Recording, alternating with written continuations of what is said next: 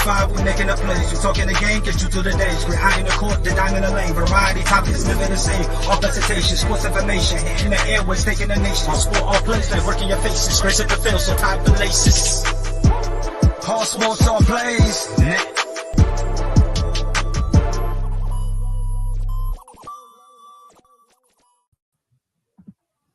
And we are back, ladies and gentlemen. I am excited to be here with my man Chris and Coach Kenny here on Real Talk tonight. We got a lot of real talk to get into. The finals have definitely given us a lot to discuss. The ebb and flows of each and every game, the third quarters.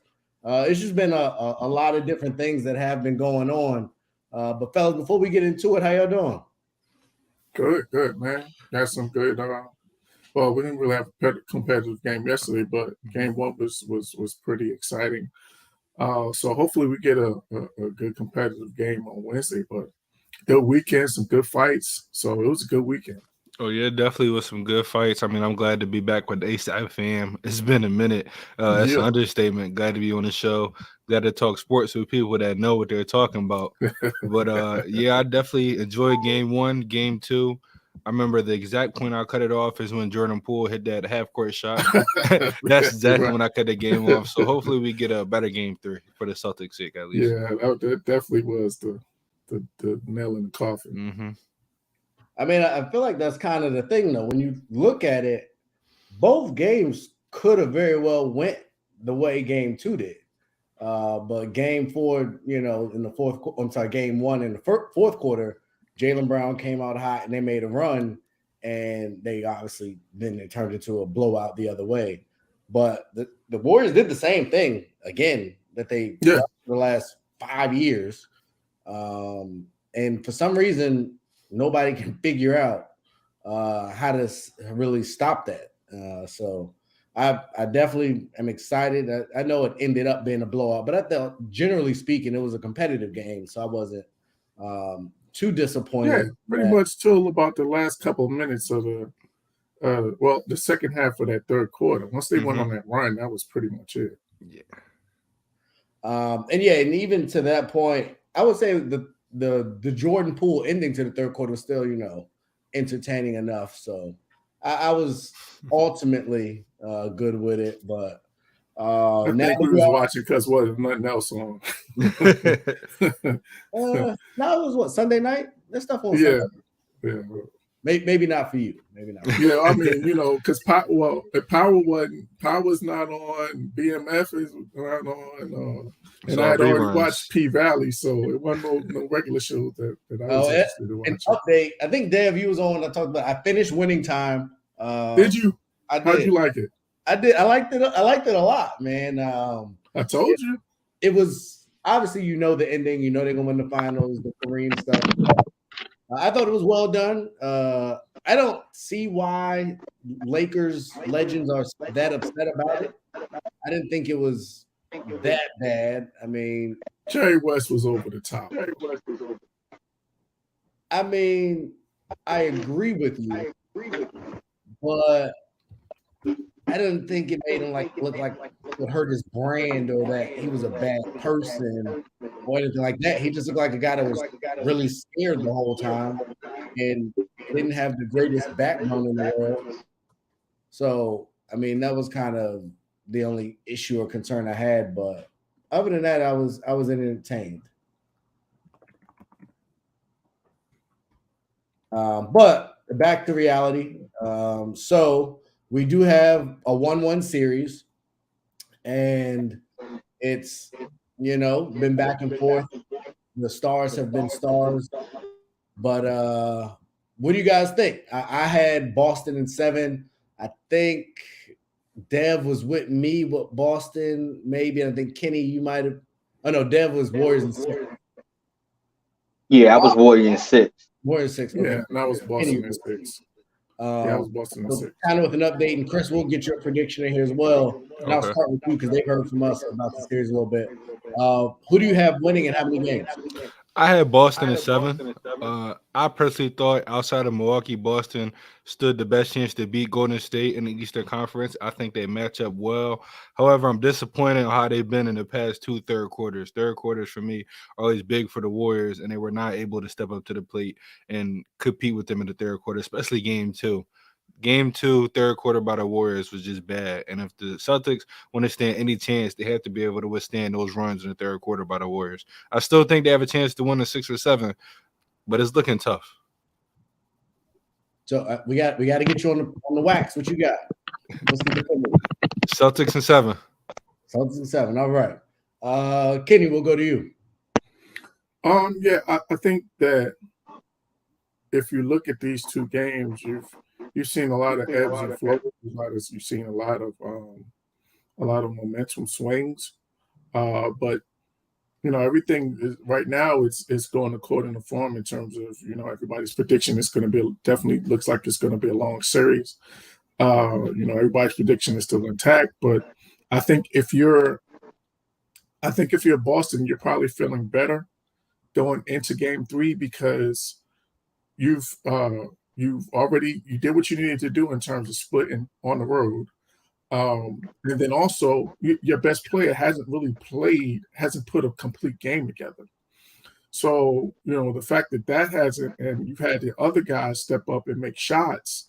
And so you got to feel, if you're Boston, you got to feel really good because if you're going to continue to get contributions from Al Horford and Marcus Smart, along with, Jaylen Brown and Jason Tatum doing what they need to do on a consistent basis, I think if you got to look at the two teams, I think they're the most well-rounded out of the two. I think Boston is the more well-rounded team, whereas Golden State really has to rely on Stephen Curry. And if he doesn't have a good game, they don't have a chance. So I think if you're looking at the two teams, I think Boston is feeling better going into this game. But if you're Golden State, you still are confident because you haven't seen Klay Thompson shoot the ball well yet. So you got to feel like you can get a game on the road. And as well, Boston hasn't really played as well at home. So if you're Golden State, you should have some confidence as well. So it's still a toss-up series. So this is going to be a real interesting Game 3. I'm looking forward to watching it. Absolutely. Dev, what you got? Well, you already know I had hopped off the Boston bandwagon. So, but the Kenny point, Steph gotta keep playing well. Honestly, until Klay can start shooting well again. If Jordan Poole can keep on pulling off the bench like he did last night, and Andrew Wiggins can at least contain whoever he's playing, because Andrew Wiggins is, as I keep on bringing his name up, he's playing exceptionally well. What I mean? He's playing defense. He's actually being scrappy with y'all boy. What's my man's name? Williams. So as long as they can keep that fire, and Draymond can, tap on them lines a little bit because he almost crossed them lines a couple of times. Yeah, but as long as he can still keep that aggressive intensity, the Warriors is going to be in it. Because I'm starting to see that if the Warriors play physical as much as Boston does, Boston not really it's taking out of Boston game plan a little bit because they normally the bully on the court. So right now the Warriors is kind of matching that intensity, and Boston like, God dang, we normally the bullies on this court. So if Boston can learn how to capitalize on that, because Jaylen Brown started off hot and then all of a sudden he just disappeared.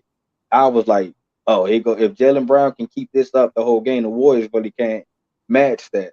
But he disappeared, and once he disappeared, Boston offense kind of disappeared a little bit. So that's going to be another thing to watch for Boston also. But like I said, I'm pulling for the Warriors. So as long as my man Steph and Jordan Poole and Wiggins keep on doing their thing, I'm good. I got to tell y'all, like, I'm pretty resolute in my opinions, and I say how I feel. This has been one of the hardest series to really get a hold of for me because I don't know what I'm gonna get game to game. Like Grant Williams has been non-existent really the whole series, and I thought he'd be a factor. Jason Tatum was awful in game 1, had a pretty strong game 2.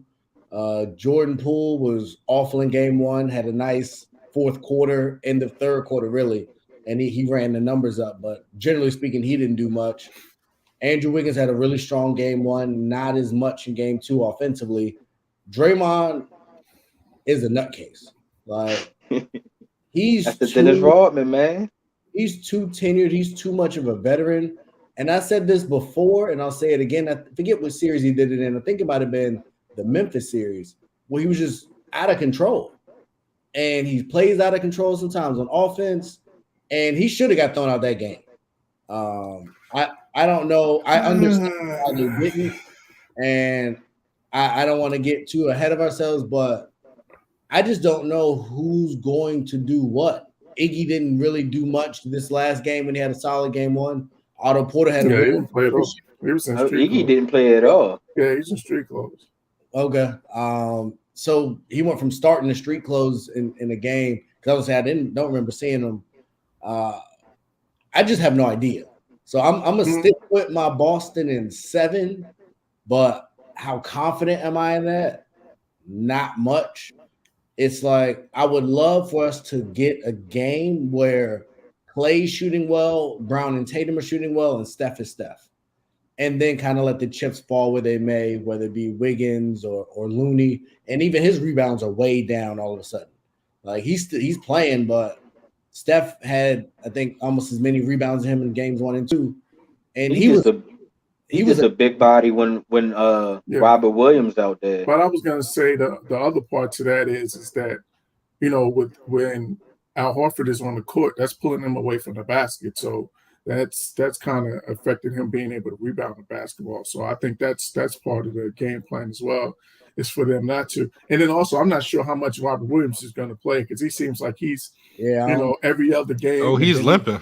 Yeah, that's what I was saying. Then he came up, lame this past game, and Marcus Smart rolled up on his leg. So I don't even know how effective he's going to be. And I think that may be a better lineup with Al Horford at the 5 anyway, just to space the floor out. So I don't know. I agree with the spacing, but I think defensively they're a whole different team. No, I agree with you there. He's not on the court. Jordan Poole, Klay Thompson. The driving lanes are they can get way different. Yeah, that's true. So I think it's a tough trade-off, because he's not giving you much on offense at all.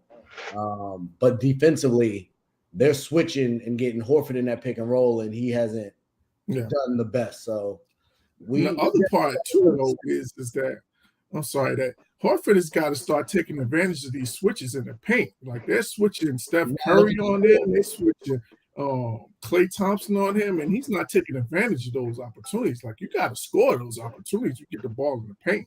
He had 4 shots. Yeah, come on. He went from leading the team and scoring the 4 shots. Yeah. And so I know, Kenny, you mentioned you were leaning the Boston way because of the people coming along. At this point, who do you trust more, the Golden State role players or the Boston role players to be consistent in this series? I don't trust either one of them again. Because you already said it, man. You don't know from game to game who would, what you're going to get from those guys. So I really don't trust either one of them, to be honest with you, because I said, I had said before, I knew I said that Grant Williams was going to struggle in this series because he was going to have to guard in space. So we're seeing that he's going to, he's going to have some trouble in this series. And I don't trust either one of them. I don't know who's going to do what from game to game. What about you, Dev? Who do you think will end up being the most consistent supporting group? The coaches. It seems like the coaches. Because real quick, I'm going to interrupt you. I think Chris brought it up. Golden State in the third quarter.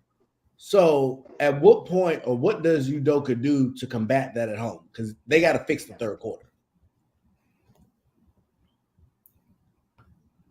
I really don't even know, honestly. Yeah. It just seems like Golden State, they just click.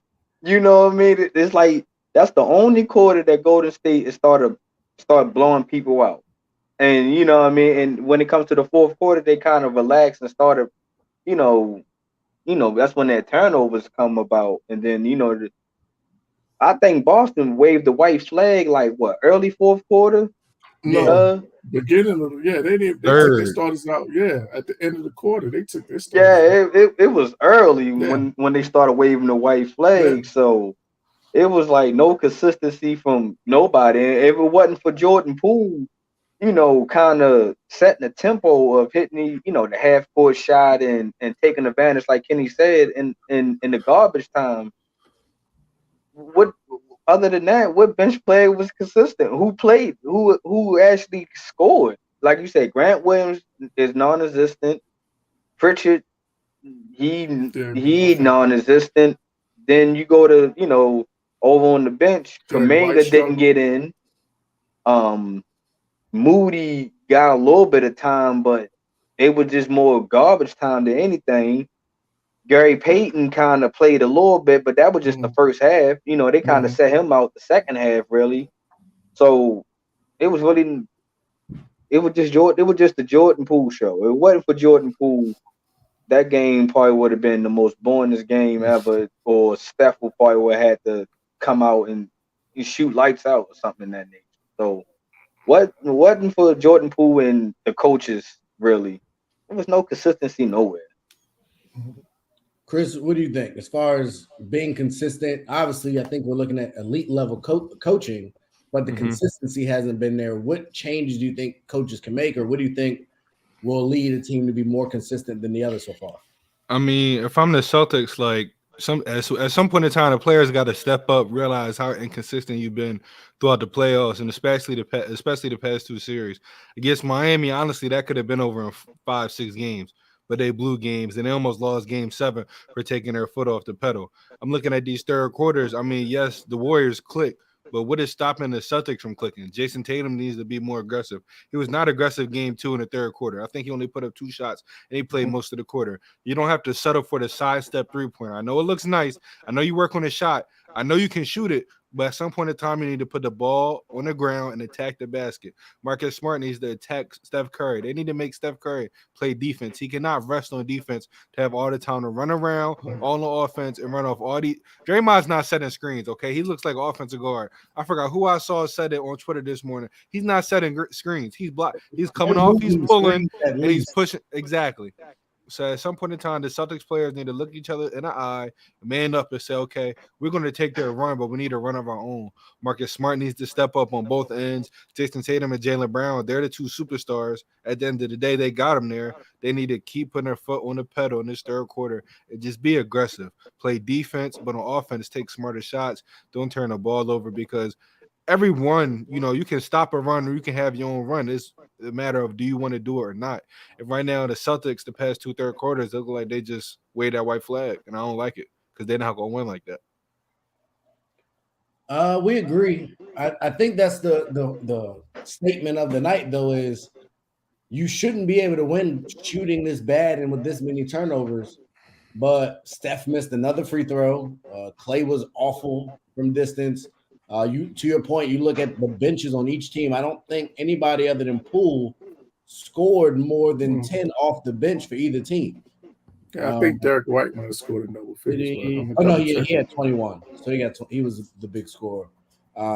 And I guess we saw it at the end of Game 1, Marcus Smart got benched for Derek White. And Derek White played well again. He is the defensive player of the year, but at what point do you start having maybe Derek White needs to start conversation? We saw after Game 2, or it was Game 2 or 3 in 2016 when they put Iggy on LeBron and made the switch. Do you think it's time for maybe Marcus Smart? We saw what he did at the end of Game 7. We saw what he did in Game 1 and Game 2. Should Derek White maybe get some more run in the starting rotation, Dev? Kenny, you can go. I think Dev is doing something. No, I would say I'm not sure if you necessarily have to start him. I think Derek White is better coming off the bench, but I think you got to have a quick hook with Marcus Smart. Like to Chris's point, if he's not being aggressive, if he's not attacking the basket, if he's not making, Steph guard, then you're going to have to go to Derek White, because if one thing we know in these first two games, we've seen Derek White be really aggressive offensively. Mm-hmm. So, you got to make and I think that's the biggest thing in terms of the adjustment, especially with the third quarter, is you got to get Golden State playing on their heels, because they're the type of team that they want to play their style of basketball. And if you let them play their style of basketball, they're going to run you out of the gym. So you're going to have to really get them on the heels. You're going to have to play with force. You're going to have to attack the basket, put them in foul trouble, make them, get to the foul line. And then I think the other thing is, I think they might have to start blitzing Steph in those pick and rolls, that high pick and roll, because they ran that to death in the third quarter, and that's what really got them going. So they're going to have to start blitzing that high pick and roll and getting the ball out of Steph's hands and making them other guys make plays. Chris, your thoughts? Do you think putting Derek White in the starting lineup gives Boston a better chance, or should they stick with Marcus Smart? I think you got to have Marcus Smart be the starter, but we all see instances where somebody can start but get pulled early. I feel like if Marcus Smart, like last game, 5 assists, but he had 5 turnovers, and he didn't score over double figures. That's not the Marcus Smart you need to be able to win his championship. So if you see Marcus Smart not playing to his ability, and we can't say nothing about his defense because Steph is shooting 50 and 40% from the field. Steph by far is the best player in this series. So you can't say he's playing like a defensive player of the year. So if you see offensively, he's not running his team well, he's not, scoring, putting pressure on Steph, you put Derek White in there. Like you need to, and especially in the third quarter, you need to go with your guys that's going to withstand a punch on the offense and also score on offense. I think that's how you honestly combat Golden State in the third quarter. You might have to go punch for punch. It's hard doing that, but if Derek White gives you the best chance, I feel like, start Marcus Smart, see what he brings you, because he has the times where he flips the switch and knocks on the 3-ball or is aggressive. But if he's not playing like that, I think you got to hurry up and go with Derek White. Go with the guy that's been probably the most consistent role player throughout this series, especially coming off the bench. I think he's been more consistent than Jordan Poole in the double figures in both games, and just see what he brings you, because at the end of the day, you need to win 4 games. You can't lose 4 games. So go with your guys that you think is going to help you win. Makes sense. Dev, your thoughts? Should Derek White start, or should they leave Marcus Smart in and just kind of see how it goes that way? You leave Marcus Smart in, to start it off, because if you move Derek White to the starting lineup, now you kind of depleted your bench a little bit. Marcus Smart just needs to learn how to take Steph to the hole. Put him in a post. You know what I mean? If you can put him in a post and kind of get him in foul trouble, you kind of stop the Warriors' momentum a little bit. That's what I thought, Boston was trying to do when they was pick and roll and have Al Horford, Steph on Al Horford. I said, oh, they're going to try to get Steph in foul trouble. But when I seen Al Horford just kept kicking it out every time, or, they was getting steals, I was like, I don't understand Boston game plan now. It was like you're not taking advantage of what's in front of you. And so you keep Marcus Smart in, but as long as Derek White is stepping up and giving Boston that scoring production, Marcus Smart gonna have to ride that bench when it's time to play crunch time, and Jason Tatum and Jaylen Brown gonna have to strap up on defense now, and they're gonna have to play collective as a unit. That's the only way I can see Boston kind of outdueling the Warriors. But as far as if they're not going to try to play that to their advantage, then you're going to keep trailing the Warriors. You keep playing into the Warriors game, and if you keep giving the Warriors the run and gun situation what they want, then you're going to have a long series, or my prediction might come true that series might end at 6 for Warriors. Okay. I'll stand down for now. I don't know. I don't know if the mentality is there. Like, you need aggressiveness. You need somebody to come out, especially in the third quarter.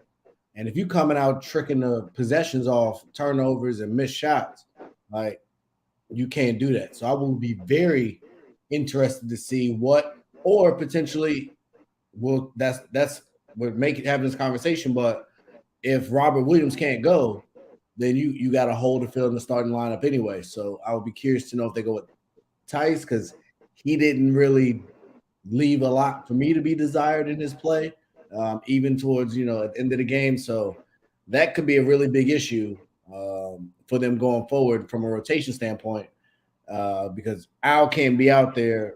He played 28 minutes But I think we saw at his age, he can give you that one burst game, but I don't think he ain't gonna average 25 for the series. So that Robert Williams issue is a big deal. But speaking of people and being available, we kind of alluded to the Draymond issue. I think he should have got attacked for about 3 different instances in that. I don't even know what you call that. I thought he fell out his leg. He didn't need to fall. I thought the fall was intentional, which was dirty. His legs just happened to – he can't control his legs. His legs are back near somebody's head or somewhere they don't need to be. And then he pushed him in the back. Then he grabbed him when he stood up, and then he got in his face. Like, there's about 6 different opportunities where, generally speaking, that's a double tech at minimum. So with that being said, do you like the way that situation was officiated? And going forward, do you think, given that this is getting some publicity, the leash will be tighter? I'll start with you, Kenny. I think the second point is the most important thing. I think it's definitely going to be tighter. I don't think he did himself any favors when he said that he gets differential, preferential treatment, whatever the term that he used. Whatever he said, I don't think that was the smartest thing to say, because you just put a bullseye and a target on you, which you already had to begin with. I was okay with it. I was okay with them not ejecting him, because to me that was a minor scrape or minor incident, and I don't want to see a game. I don't want to see a game changing like that in the second quarter, just off of a minor dust up like that. It was much ado about nothing. Now, don't get me wrong. I know Draymond knew what he was doing. He put his foot over his leg on purpose. And then if I'm Jaylen Brown, I'm moving his leg off the top of my head too. I got a problem with that too. So you knew what you was doing. So, he definitely had an agenda on last night in terms of trying to play with force. And he was trying to, make a statement that he was going to be physical. So I think it actually got inside of the Celtics' head. I think he kind of did get them off there, cause them to lose focus. So I think he was successful in what he did. But then at the same time, I think he definitely put a target on his back. But I was okay with him not being ejected. To me, that was minor. We could see pushing and shoving. We see that all the time. So now, normally, I would say, normally in most of those cases, you do get a double tech.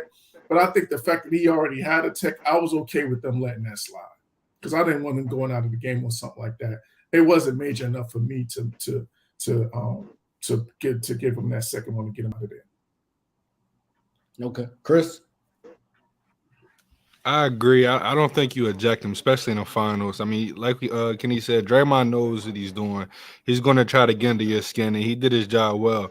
But the way I was taught to play sports, you bully bullies. And we all know what Draymond's trying to do. It's not like he's the most gifted basketball player. His main thing is to try to get under your skin. So shut him up by shutting him up on the court. By Jaylen Brown, you giving him 26, 27 points. Jason Tatum, you giving him 30 points. Make him shoot. We all know he building a brick house anyway. I'm a fan of Draymond. Granted, I would hate to play against him, but I would love him on my team. That's how Draymond is. You just got to roll with it. But at the end of the day, I'm glad they didn't eject him. I mean, listen, it was no punches thrown. And that's how I feel about the league today. If there's no punches thrown, nobody should be ejected, no double text. There's going to be some pushes. Let them play with emotion. They're not robots. They're human beings. It's the NBA Finals. It's something they put their life towards, especially this entire season. I mean, that's why they play, to win a championship. So let them show some emotion. Give them some rope. Don't let them go too crazy, have, brawls. But if it's some push and shove, some words being said, let that happen. Let them show emotion. But Draymond knows what he's going to do. I do think he has a target on his back now. However, hopefully that doesn't change anything. Hopefully, I know he's still going to play the same way. Hopefully the refs call it the same way. Yes, he's probably going to get another tech, but don't throw him out unless something very serious. I don't think he did anything too serious, in my opinion, in the game too. Yeah, like I said, I agree with Chris and Kenny. Don't throw him out. It's the finals. It's no blood drawing, no punches throwing. It's Draymond. You know what I mean? It's Draymond is the same guy when him and LeBron got into it in the finals a couple years ago. Draymond's going to get into with anybody he feels like it's a threat a little bit, and he feels like he has to be the bully of the court. You know what I mean? And like Chris said, it got in the Boston skin. It was like, oh man, hold on, we was the big guys on the court now. Now Draymond coming here with the same attitude we is, then what do we do? You know what I mean? So don't kick him out yet. You know what I mean? Let Draymond be Draymond. It's going to sell tickets. It's going to get you the revenue that you need anyway, because Draymond gives you that reality TV type acting a little bit. You know what I mean? He wants to yell, he wants to scream, he wants to slap his hands, he wants to act like you know what I mean? He's doing the right thing at times. You know what I mean? Like I said, I like the aggressive play. You know what I mean? As long as you ain't cock your leg back and kick the man. You know what I mean? You can kind of get away with just, you know, swinging your legs a little bit and be like, oops, my bad. You know, I didn't mean it. You know what I mean? But now if he start cocking his leg back and trying to horse kick the man or trying to trying to end somebody's career, now go ahead and kick him out. Leg drop. Yeah. So yeah, but it seems like Ray about to have so many different opinions. Let me get my gunshot ready. Get him ready. He want the man ejected. Ray, he wanted him ejected in the first quarter. I am so disappointed in all of y'all. Like, so disappointed. Come on, this man. Is the end. These are the finals. Right. We want the best players on the floor at all times. And then he needs to show some self-control and some self-restraint. It is not Boston's job to deal with this lunatic. We saw what happened years ago. Well, they wasn't smart enough to get him to do something. He hasn't learned. To get himself out of there. He hasn't learned. He literally got thrown out of a game and cost them a finals 5 years ago. And he's literally on the edge of making the exact same mistake. And I hope that Steve Kerr or Steph Curry or somebody, the same way they went to Jordan Poole, somebody needs to get a control of him. He is too valuable to play that game. What do you say in boxing? You don't want to leave it in the hands of the referees. Same thing in basketball. Don't put the onus on these uptight, unathletic men to have to make these kind of decisions. You out there talking. Damn. What are you doing? This is too big. Time out before you go any further. What do the refs have to do with this? Why do you have to shoot the shots at the refs? Uptight and unathletic. Oh, that's the point of the day right there. The facts are the facts. He's letting the people that we don't want controlling and deciding games having to make a decision. And if I'm a Boston fan, I'm pissed. He should not have been there. I should not have to deal with this out of control maniac. Get some. So every time we're gonna have a pushing and shoving match, we gotta give technical fouls. We've seen it all year long. Regular season is different than regular season got to be called different than playoffs, and especially the finals. Regular season is soft. Yeah, we just watched Dylan Brooks get suspended basically for 2 games. That was different. That was totally different. He chopped back. He hit the man in the head. He broke the man's elbow.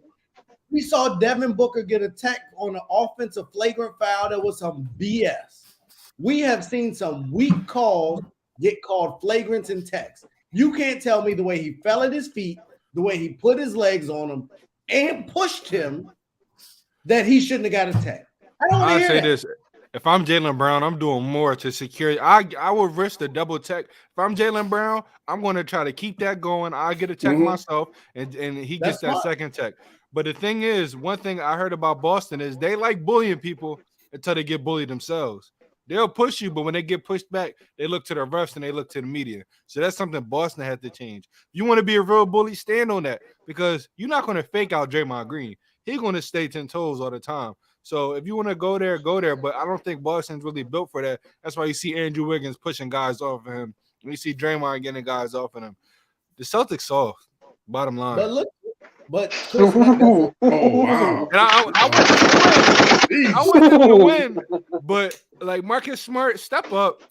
Grant Williams, step up. You're supposed to be. I'm not saying flagrant fouls, but show some consistent toughness. Somebody goes on a run, go to the basket, get a good foul. Like I wish I was able to watch the 80s and 90s. Every time I see these little soft calls, I wish I was alive with that basketball. Soft, man. Totally different. But Chris, I think that, like I said, that's a great point. When you look at Boston's roster, you don't see nobody over there. Ain't nobody over there have a history of being that guy. So I think that's a valid point. Granted, it ain't like Golden State is full of a bunch of tough guys either.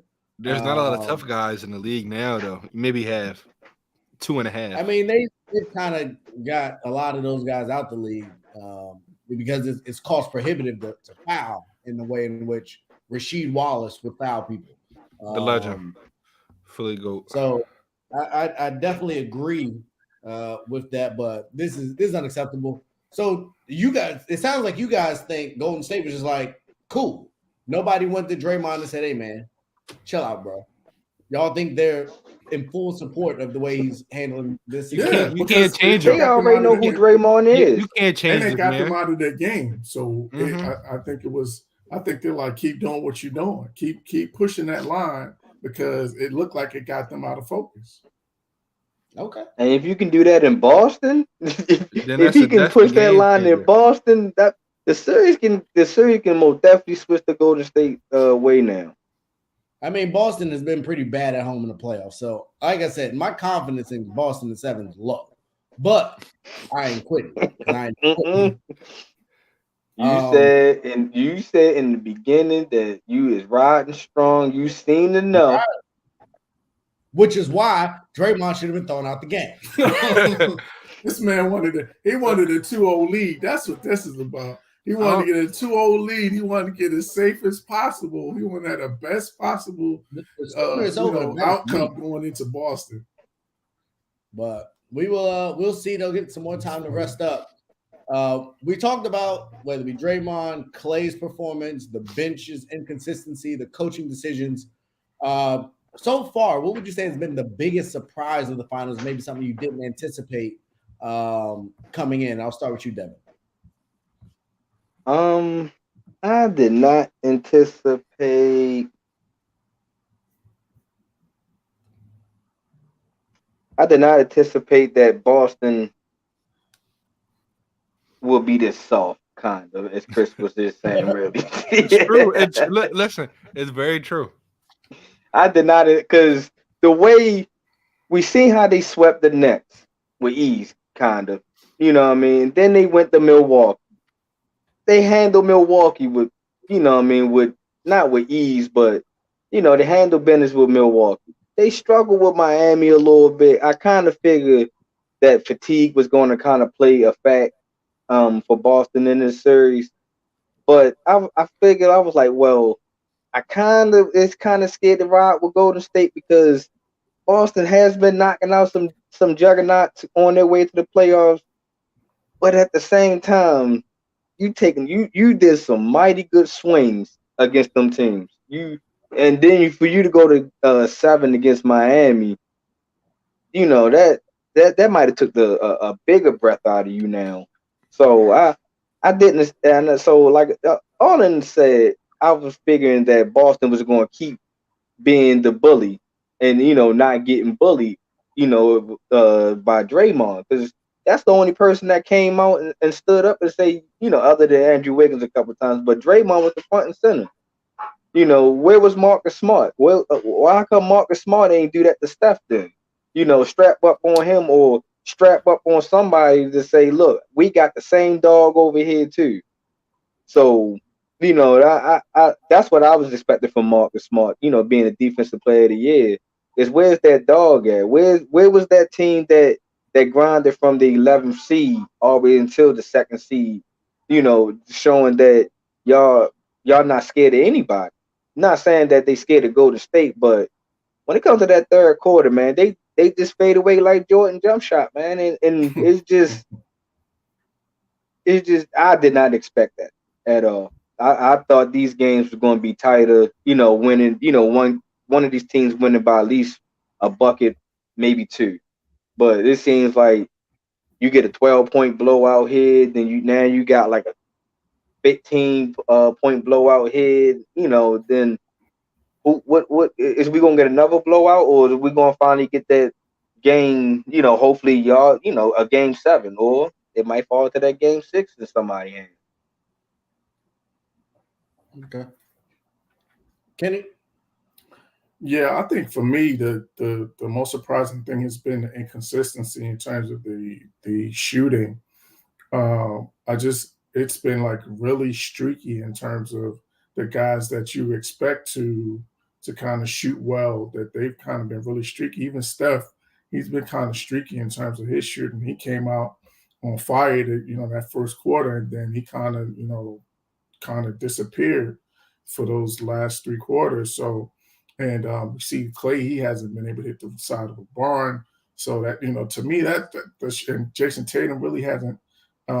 He's been streaky with his as well. So I think that, and Jaylen Brown, like, to me, I think the inconsistency of the offense is what's been most surprising to me, because to Devin's point, I thought that this would be like some really high level basketball, and we would see like 48 minutes of really high level basketball and highly competitive and close games.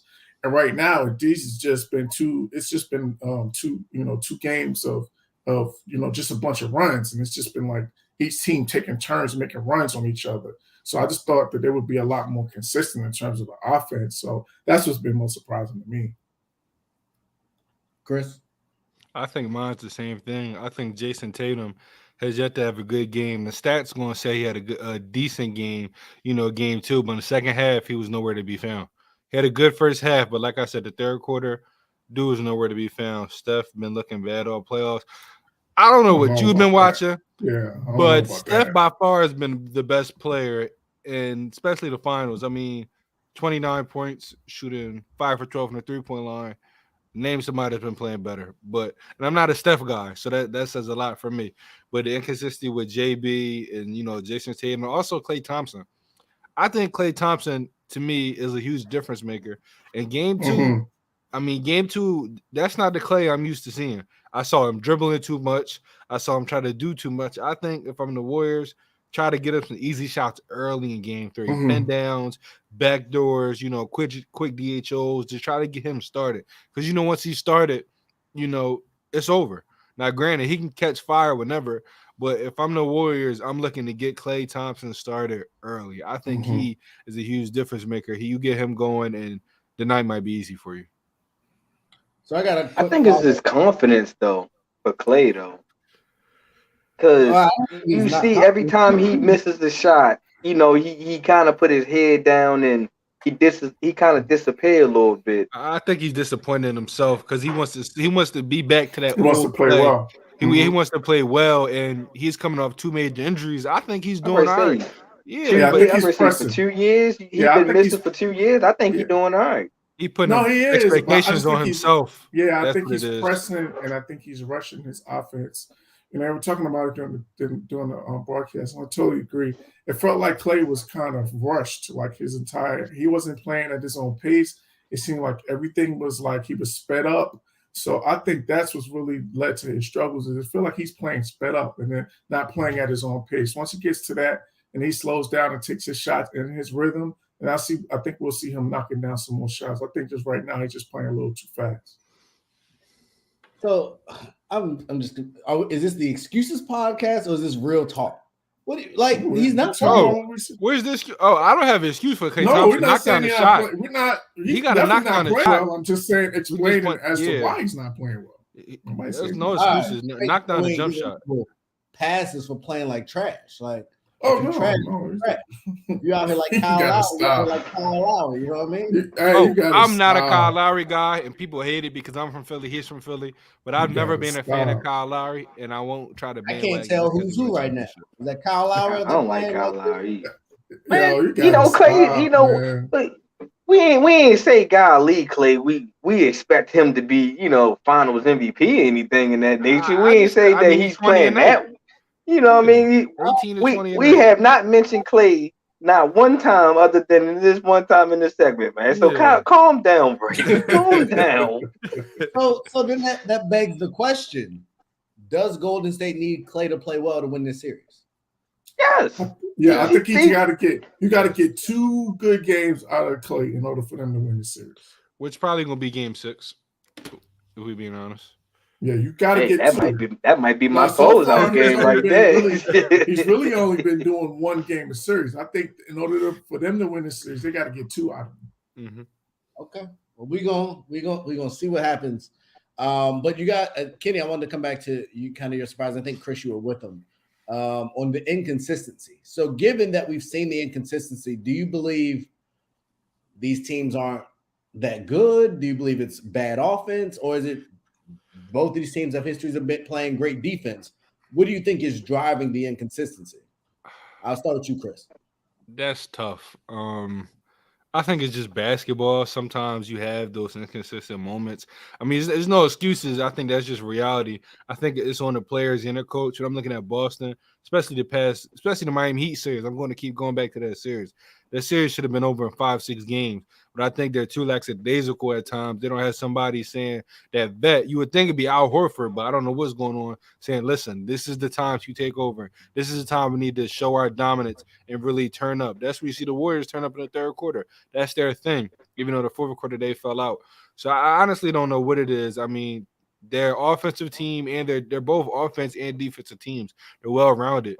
So it's hard to really pinpoint something. They just got to play better. They got to stop falling in love with the three-point line and attack the basket. I think that stops all inconsistency. Stop falling in love with jumpers and get to the free throw line. Both teams do that, and I think their inconsistent moments is going to cut down a little bit.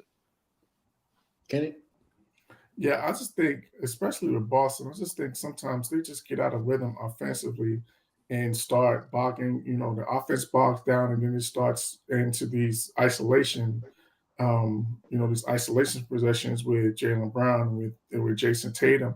So I think that's part of the reason that they struggle. I think the other thing is that they don't really have, as much as you love Marcus Smart in terms of what he contributes on the defensive end and with his toughness, I don't think he's the prototypical. He's not the point guard that's going to really get you into offense and get penetration to get guys open looks. So I think that's part of the struggle too, is they don't really have a playmaking point guard that's able to penetrate and get in the lane and kick out to open guys. I think they rely a lot on Jason Tatum and on Jaylen Brown initiating and creating offense. And when that happens, and when they start, isoing and playing that iso ball, that's when their offense bogs down. I think on Golden State's, I think they're the same way. Like they're rhythm based as well, as when that 3 ball is falling down, when they're getting out in transition, that's when they're effective. And the other thing I forgot to say about the Celtics too is that they got to take better care of the ball. I think the biggest reason that they've been struggling offensively is they've been just turning the ball over entirely too much, and it's a lot of careless turnovers, bad passes, jumping up in the air for passes, dribbling into traffic and losing the ball, like those type of things. And that's just initiating Golden State's offense. And they live for that transition offense. So the more you're turning the ball over, the more you're playing into Golden State's hands, and that more gets them into a rhythm, because they live off of getting out on a break, getting those transition threes, getting the crowd hyped and making those 3 balls and everybody celebrating and all of that good stuff, and getting out and being able to play loose and free. Because that's when Golden State is at their best. When they're playing loose and free, when they're freewheeling, that's when they're tough to beat. But if you have to make them score possession by possession, make them score against a set defense time and time again, then it's going to be – I think that's part of the reason why we see some moments where they're not as consistent, because they're having to score against a set defense and not able to be freewheeling and free motion. Well, I agree with a lot of that. And Dev, I want to get your thoughts. But before I do that, I just got to take a moment. Do y'all see Dev's haircut and shape up? That thing is clean over there. I don't know where he goes. That line is crispy, huh? But somebody got him right. And I just appreciate that. And acknowledge Dev, because I've been looking at it. I'm just like, man, that thing is just sharp. Shout out your barber. Hey, I appreciate that, man. Shout out my barber Wayne, man. Truth haircuts, Truth barbershop, man. Looking good over there. But we do want to get back to, like I said, kind of what's been going on. So I guess Dev, kind of your thoughts on what we was talking about. the inconsistency is like nobody bench is really showing up. And if that was one of the key things for the Warriors, their first 2 championships was they had a real strong bench with Livingston, Barbosa, Iggy, and the list probably can go on. Now, it pretty much both teams have stars that can get you easy buckets or get you going buckets rarely. But it's like now you don't want to gas them out like Miami did with Jimmy, have him on the floor the whole game, and you come down, you take a tough shot now because you gas, you know you can take Al Horford, but you just so gassed that you was just like, I just want to end it as fast as I possibly can.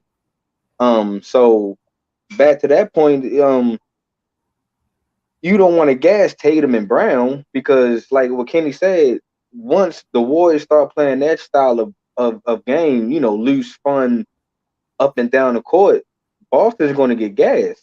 You know what I mean? You're now not playing the game that you accustomed to playing now. You can't have Marcus Smart locking somebody down on a transition because he's chasing at the Steph now, or he's chasing at the Jordan Poole, or whoever he got to chase after. So now you take Robert Williams and Al Horford into the fact that those guys most definitely is going to be chasing whoever, because Looney is pretty much a good rim to rim type guy, and if you take him off, you got Draymond that's going to pretty much run rim to rim. That's kind of Al Horford and Robert Williams guy that now you trailing behind them, and it gives the Warriors a better game. So one of these teams, whoever team bench shows up first, kind of can control the series. In my point. No, I definitely agree with a lot of your sentiments. I think the one thing that sticks out, well, really 2 things, but probably the biggest thing that sticks out for me and why I think Steph has been the biggest scorer in the series, he's like the only player with a mid-range game. Like everybody else is either shooting threes or trying to get layups, but he's the only one I see that'll break someone down off the dribble, whether it's a floater in the lane, whether it's that step back right inside the 3-point line. I believe analytics is killing these teams because either it's 3 or nothing. Don't get me started. They can't. There's very few people that I think in this series that can go get their own shot. So I think that causes offenses to stall. And then when you do get past somebody, it's like the players don't know what to do. And you talked about people getting up in the air and then getting stuck. It's because they're not looking to score. Draymond has got the ball in the basket a bunch of times, especially in game 2. And because of how bad he was in game 1, doesn't look to score. Al Horford gets the ball in the post. They're not getting easy buckets. And Dev, to your point about it getting up and down, and that's where the turnovers come from. Passing up open shots that could be in the mid-range, trying to make the 3-point shot, or even passing out of the post, or even trying to pass into the post. Like, I just think there's a lot of deficiencies on these offenses where there's no mid-range game. Neither team really has a post player. And those are what either get you fouls or those are what, get you easy buckets. And I think that's why the efficiencies have been what we've seen. And I think that's why we're seeing the runs we see. Because when they get going, they can get going. But as far as getting them going, I think it's just tough. Even you look at game 1, Jaylen Brown started the 4th quarter hitting some big, long shots. Golden State really took off because Steph was hitting threes and long shots, and then Poole ended the quarter. But I think if somebody can figure out how to score in that mid-range area or get to the basket, I think that'll completely change the series. Because, Dev, to your point, if this becomes a track meet, I trust Golden State's bench to score much more than I trust Boston's bench to score.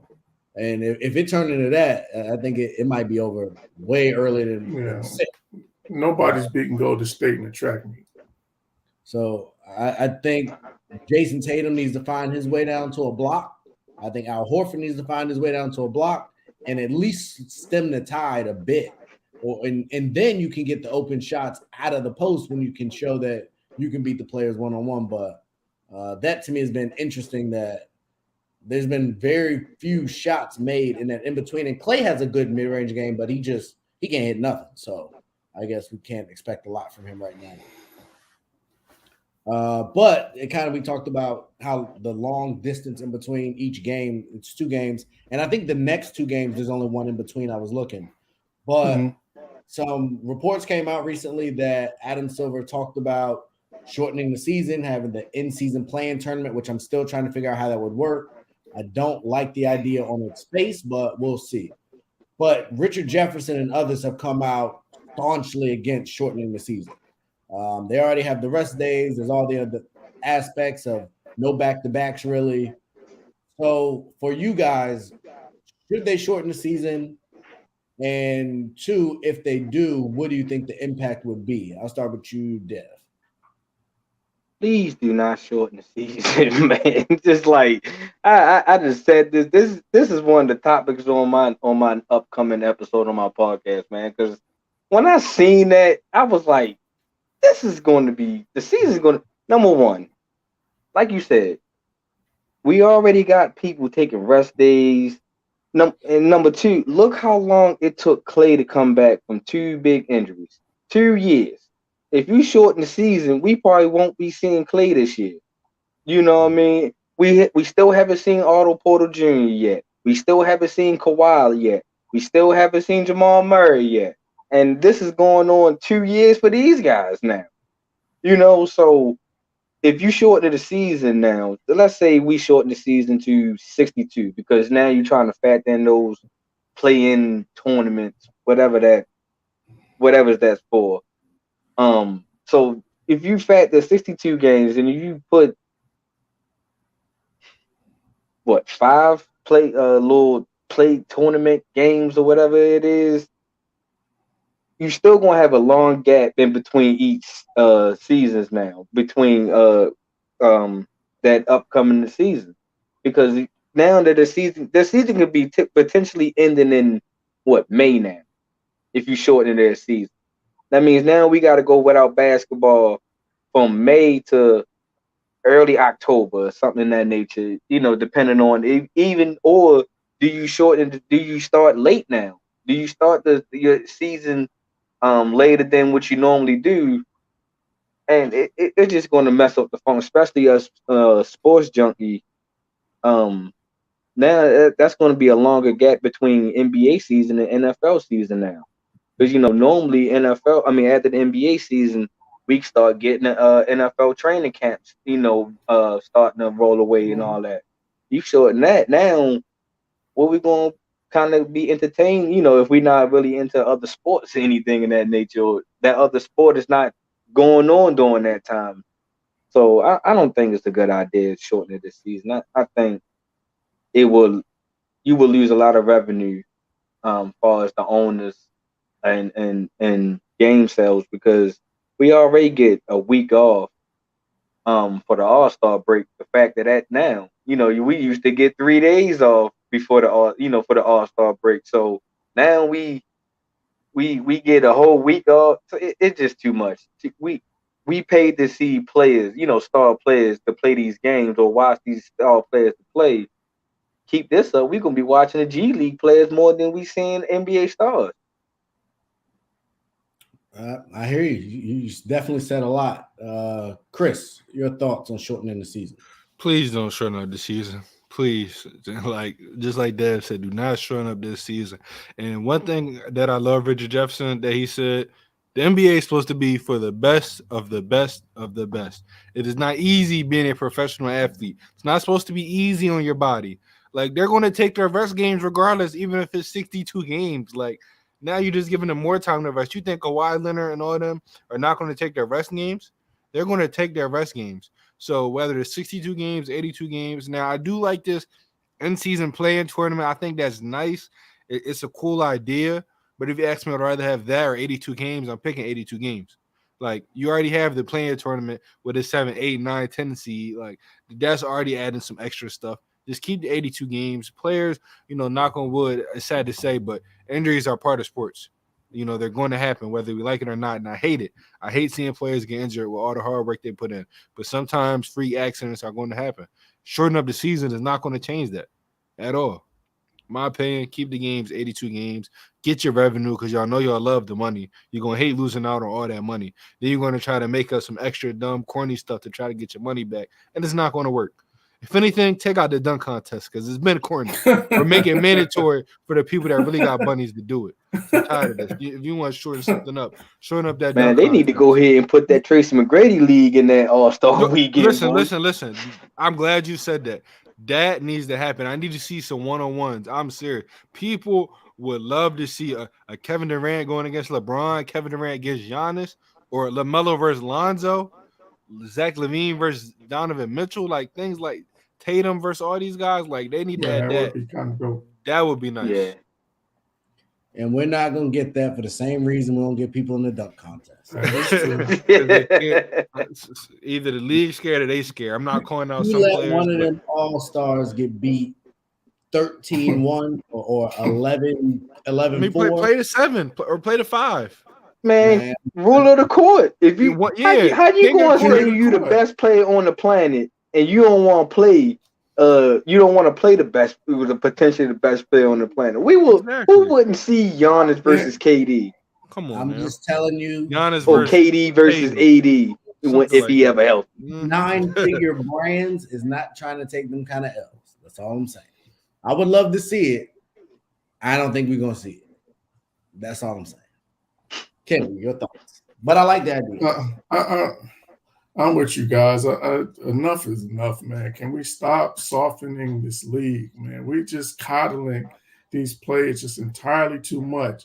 Like you guys fly charters, you guys fly private, you guys stay in 5-star hotels.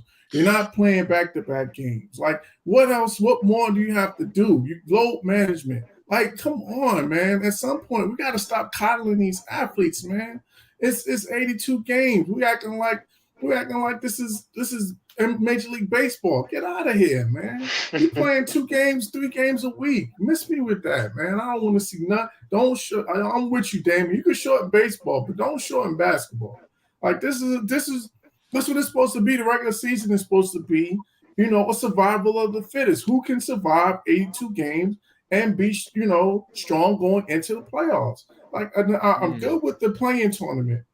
I don't want that mid-season tournament. That's like everybody gets a trophy to me. Like that's YMCA type of stuff. That's a participation trophy. Yeah. Miss me with that. I'm okay with the play-in tournament. I think that's added a little more excitement to the playoffs, to the opening round of the playoffs. So I like that, but I don't want that mid-season tournament, and I don't want the season to be shortened. Then leave it as is. You already cut down the back-to-back. Like I said, you already cut down the back-to-backs. Mm-hmm. Guys are flying charters, staying in 5-star hotels. You got all the amenities. You got the great training staffs. I think Richard Jefferson said they got massage therapists flying with their team. Like, you guys got every comfort that you need to be able to survive. Yeah, well, I mean, Deshaun Watson probably it was the young one, be like Deshaun Watson. Yeah, maybe if the Texans did that, we might not have had this problem. If the Texans hired a massage therapist, they would have had this problem with Deshaun Watson. But that's another story for another day. But yeah, I'm definitely down on shortening the season. Do not do that, Adam Silver. There's one thing I thought about real quick if they shorten the season. I don't think we're going to get the best teams at the end because, when teams make trades and stuff like that, they need those extra 40-plus games. It doesn't take them until February, March to get their rhythm going. Like Boston started at the 11th seed, ended off at the 2nd. We might not see that. I think we need the long games for teams and players to get their rhythm, to get their, juices going. So please don't shorten the season because I just don't have patience to watch any other sport. So think about it. That's a great point you made, Chris. So think about it. If that was the case, then if they shorten the season, say if this season was what it was and they shortened it, then James Harden, Derek White, any of those guys that was traded at the trade deadline, they would have had like 15 games to try to get ready for the playoffs. Don't get me started on James Harden. Don't. I'm sorry, Chris. I didn't mean to open the room. My bad.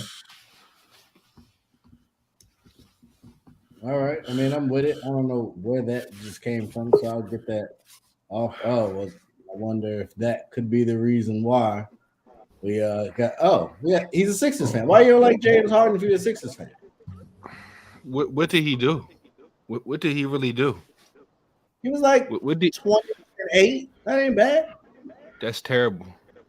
That's not the James Harden that I know. Better than what you had in Ben Simmons. It's different. Listen, I don't have enough time. I don't have enough time to talk about that. So I'm gonna just keep that for another segment, another show, and I'm ready to move on. Save for the off season. We'll save for the off season. Please. Well, ladies and gentlemen, the ultimate ducker has unducked and come through. We got the memo on the shirt color, so I'm glad you followed suit. But Freddie Henderson's here, ladies and gentlemen. I'm very curious to hear what he has to say, especially given with the shortening of the NBA season. We'll move on from that. But real quickly, just because you are a Lakers guy, so we'll give you a Lakers bone here. Darvin Ham's been hired. I learned he got shot in the head and survived. That makes him tough, which I respect. Rasheed Wallace is now a head coach.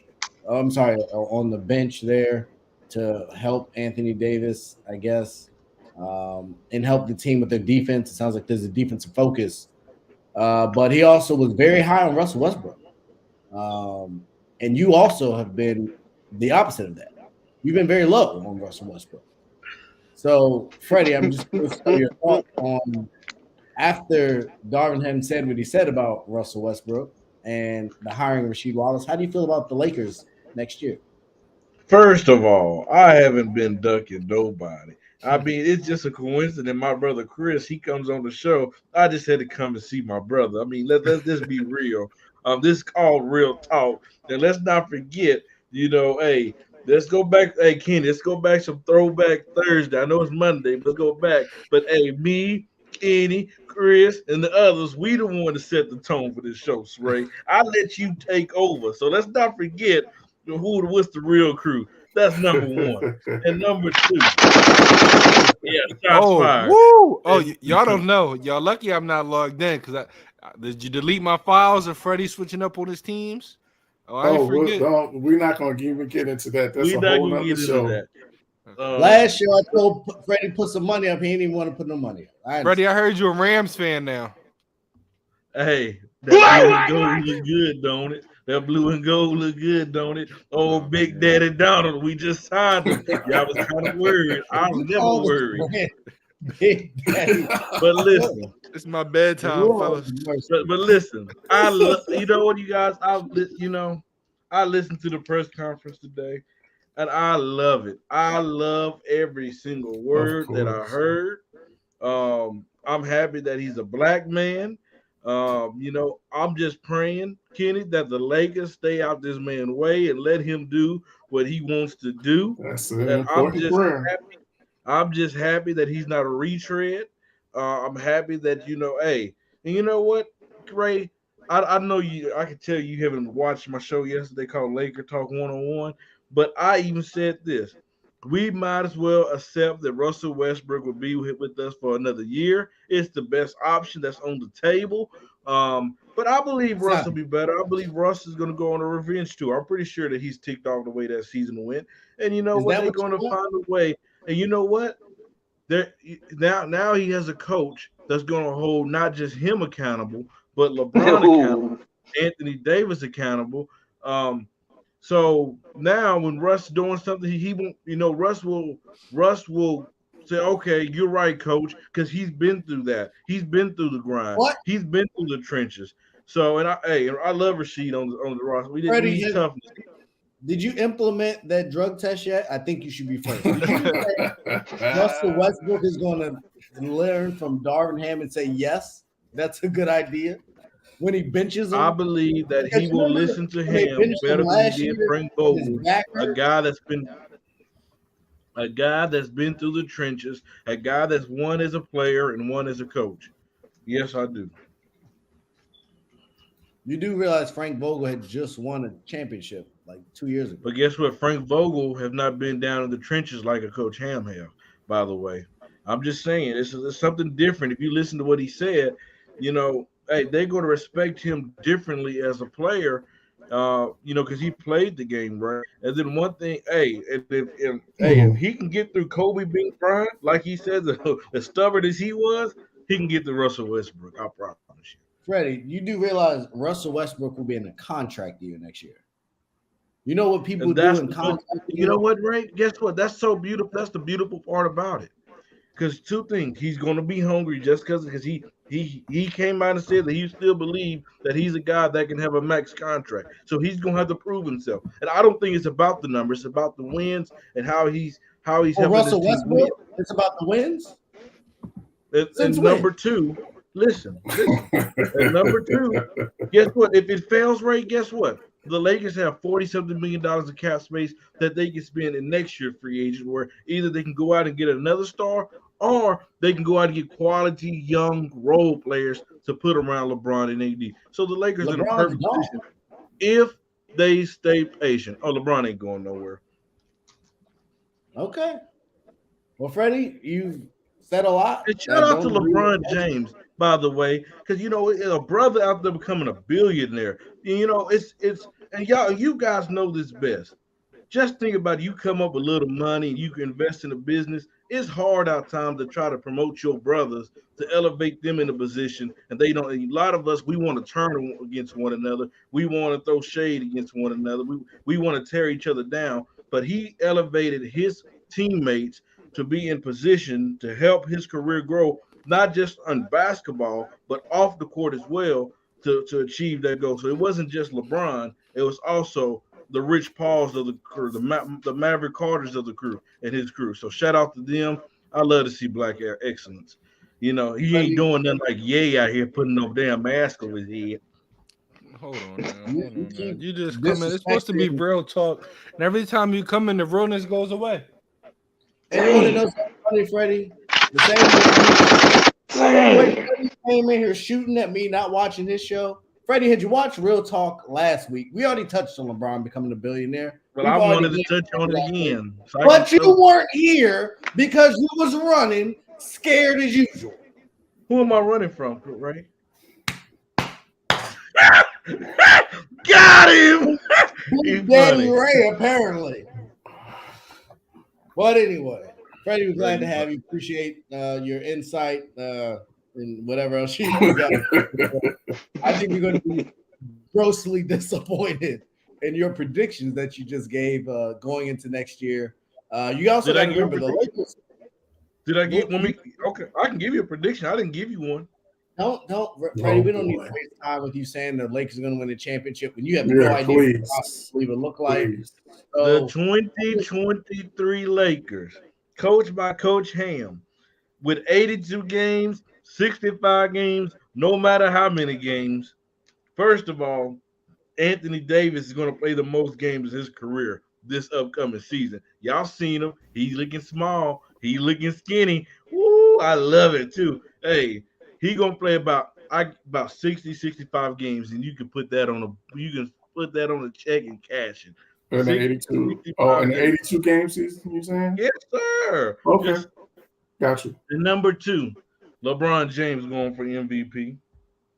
He going for the MVP at the age of 40 years old. In year 20 years old. In year 20. But better than yet, because Lakers better than yet, we Lakers don't care about no MVPs. We don't care about all that stuff. We will be in the NBA Finals next year. I'm not gonna say we're gonna win, but we're gonna be there. And then you, and Chris, whose side you on? It's been a while. Hold up. I'm a Laker fan. I'm riding with you. I'm a Lakers fan. You don't believe that your team is going to the NBA Finals next year, Devin. I know. I gotta see some more pieces first. I gotta see some more pieces. Come on, Dev. You better. Lakers in the finals next year. My fault. I had some technical difficulties.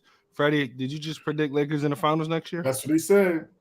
So I ain't giving out my prediction yet. With what? I'm gonna hold mine. Yeah, please do, because not with this roster, not with this Western Conference. That's why I said I gotta see some roster first.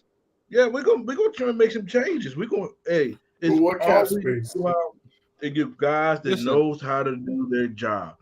Freddie, you realize you have no cap space, so Russ or AD has to go.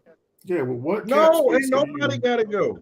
So who you gonna sign? You have no cap space. It's gonna be a bunch of 1 year. Hey, you know what? It's funny. Everybody said the Rams have no money; they can't do nothing. And hell, look, they didn't have one of the best off seasons yet again by bringing Bobby Wagner and Allen Robinson, and they just gave Aaron Donald, the highest paid contract outside of talking about quarterback. the Lakers. We're talking about basketball. Hey, the same thing with the Lakers. Genie Bus won't mind going in the pockets. Just watch. I'm telling y'all. Yeah, but I'll tell you this: you don't win, and she's blowing this team up. You listen, no, Freddie. She goes in the pockets again because she already stated her disappointment. Y'all don't win the finals, not make it win the finals. Say bye-bye, AD. Say bye-bye, LeBron, because she's not keeping those players. And then you're going to bandwagon. You're going to jump to the next team because you didn't went to 5 different football teams since I've been gone. Now, Chris. Now, talking about everybody. Now, hold the hell up, Chris. Be honest, Giants, bro. Packers, then the Rams. What happened? Chris. Hold on, everybody. No I've been being told. About 2 years now, bro. 2 no years. Lies being told on this one. He's right on that. What NBA team have I rocked with 2 years ago? Listen, all I know is, man. I don't know. No. Answer that question, Chris. You're right, but let me say this: I thought you were a diehard Green Bay Giants fan. A diehard Green Bay Giants fan. Now you're a Green Bay Giants fan. They don't know, Kenny. They don't know. Yeah. They don't know how the first half. Yeah, we got to get. We don't have the pictures to show you. I know they didn't tell you that. So why'd you leave Green Bay? What happened to that?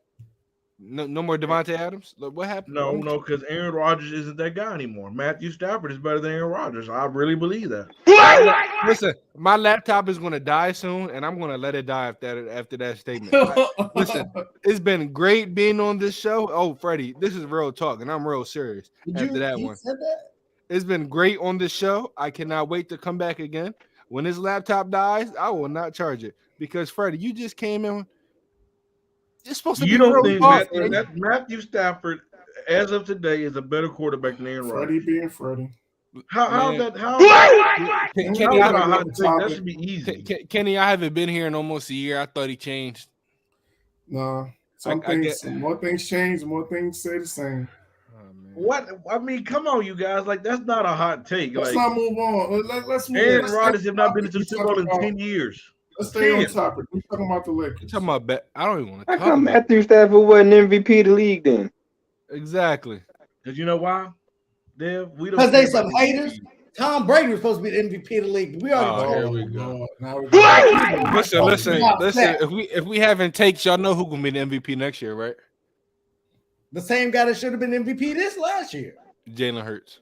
Oh Lord. Can we move on? Let's move on. What in the world? Maybe in like. Let's move on. This show is just going off the rails. Yeah, Freddie got on hand. Chris, he will be the best. I think everybody need to be drug tested for the next show. We all got to get drug tested. I think more people need to be drug tested for the next show, man. Fair enough. Dak Prescott gonna be the last quarterback in that division next year. Watch. All right, yeah, let's move on. I don't want to rant. So in more coaching news, Quin Snyder just quit on Utah with 2 years left in his deal. Don't know why. We're not going to waste a bunch of time there. I'm guessing there's another job he's trying to get, and he had to be free. But that leaves Donovan Mitchell in a precarious position. Where do we think Donovan Mitchell ends up? He's already said he's unnerved, which is interesting wording from him, but so be it. Where do y'all think Donovan Mitchell goes next year? I'll start with you, Dev. Or if he stays. I think it'd be safe for him to stay. I think Rudy Gobert might have to be the one that leaves. I don't know. I'm not a big Donovan Mitchell fan. I don't really have no. He's not a star in my eyes. He's a two, in my opinion. And if Donovan Mitchell leaves, we had talked about it before. I think he should go find his way to Dallas. Be down there with Luka. I think that might be a safe bet, or maybe Miami. Between those two teams might be a good fit for him, but a safe fit for him, I think he just go ahead and stay in Utah. Hopefully, they can bring in a coach that fits his style a little bit. But I don't know, Donovan Mitchell. He's I don't know. You're gonna have to bring some more talent in for Donovan Mitchell if you do stay with Utah. Kenny?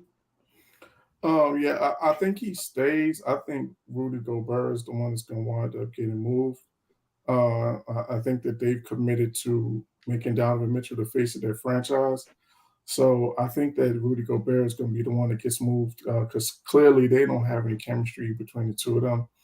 And he's probably the asset that's going to get you the most back in the trade.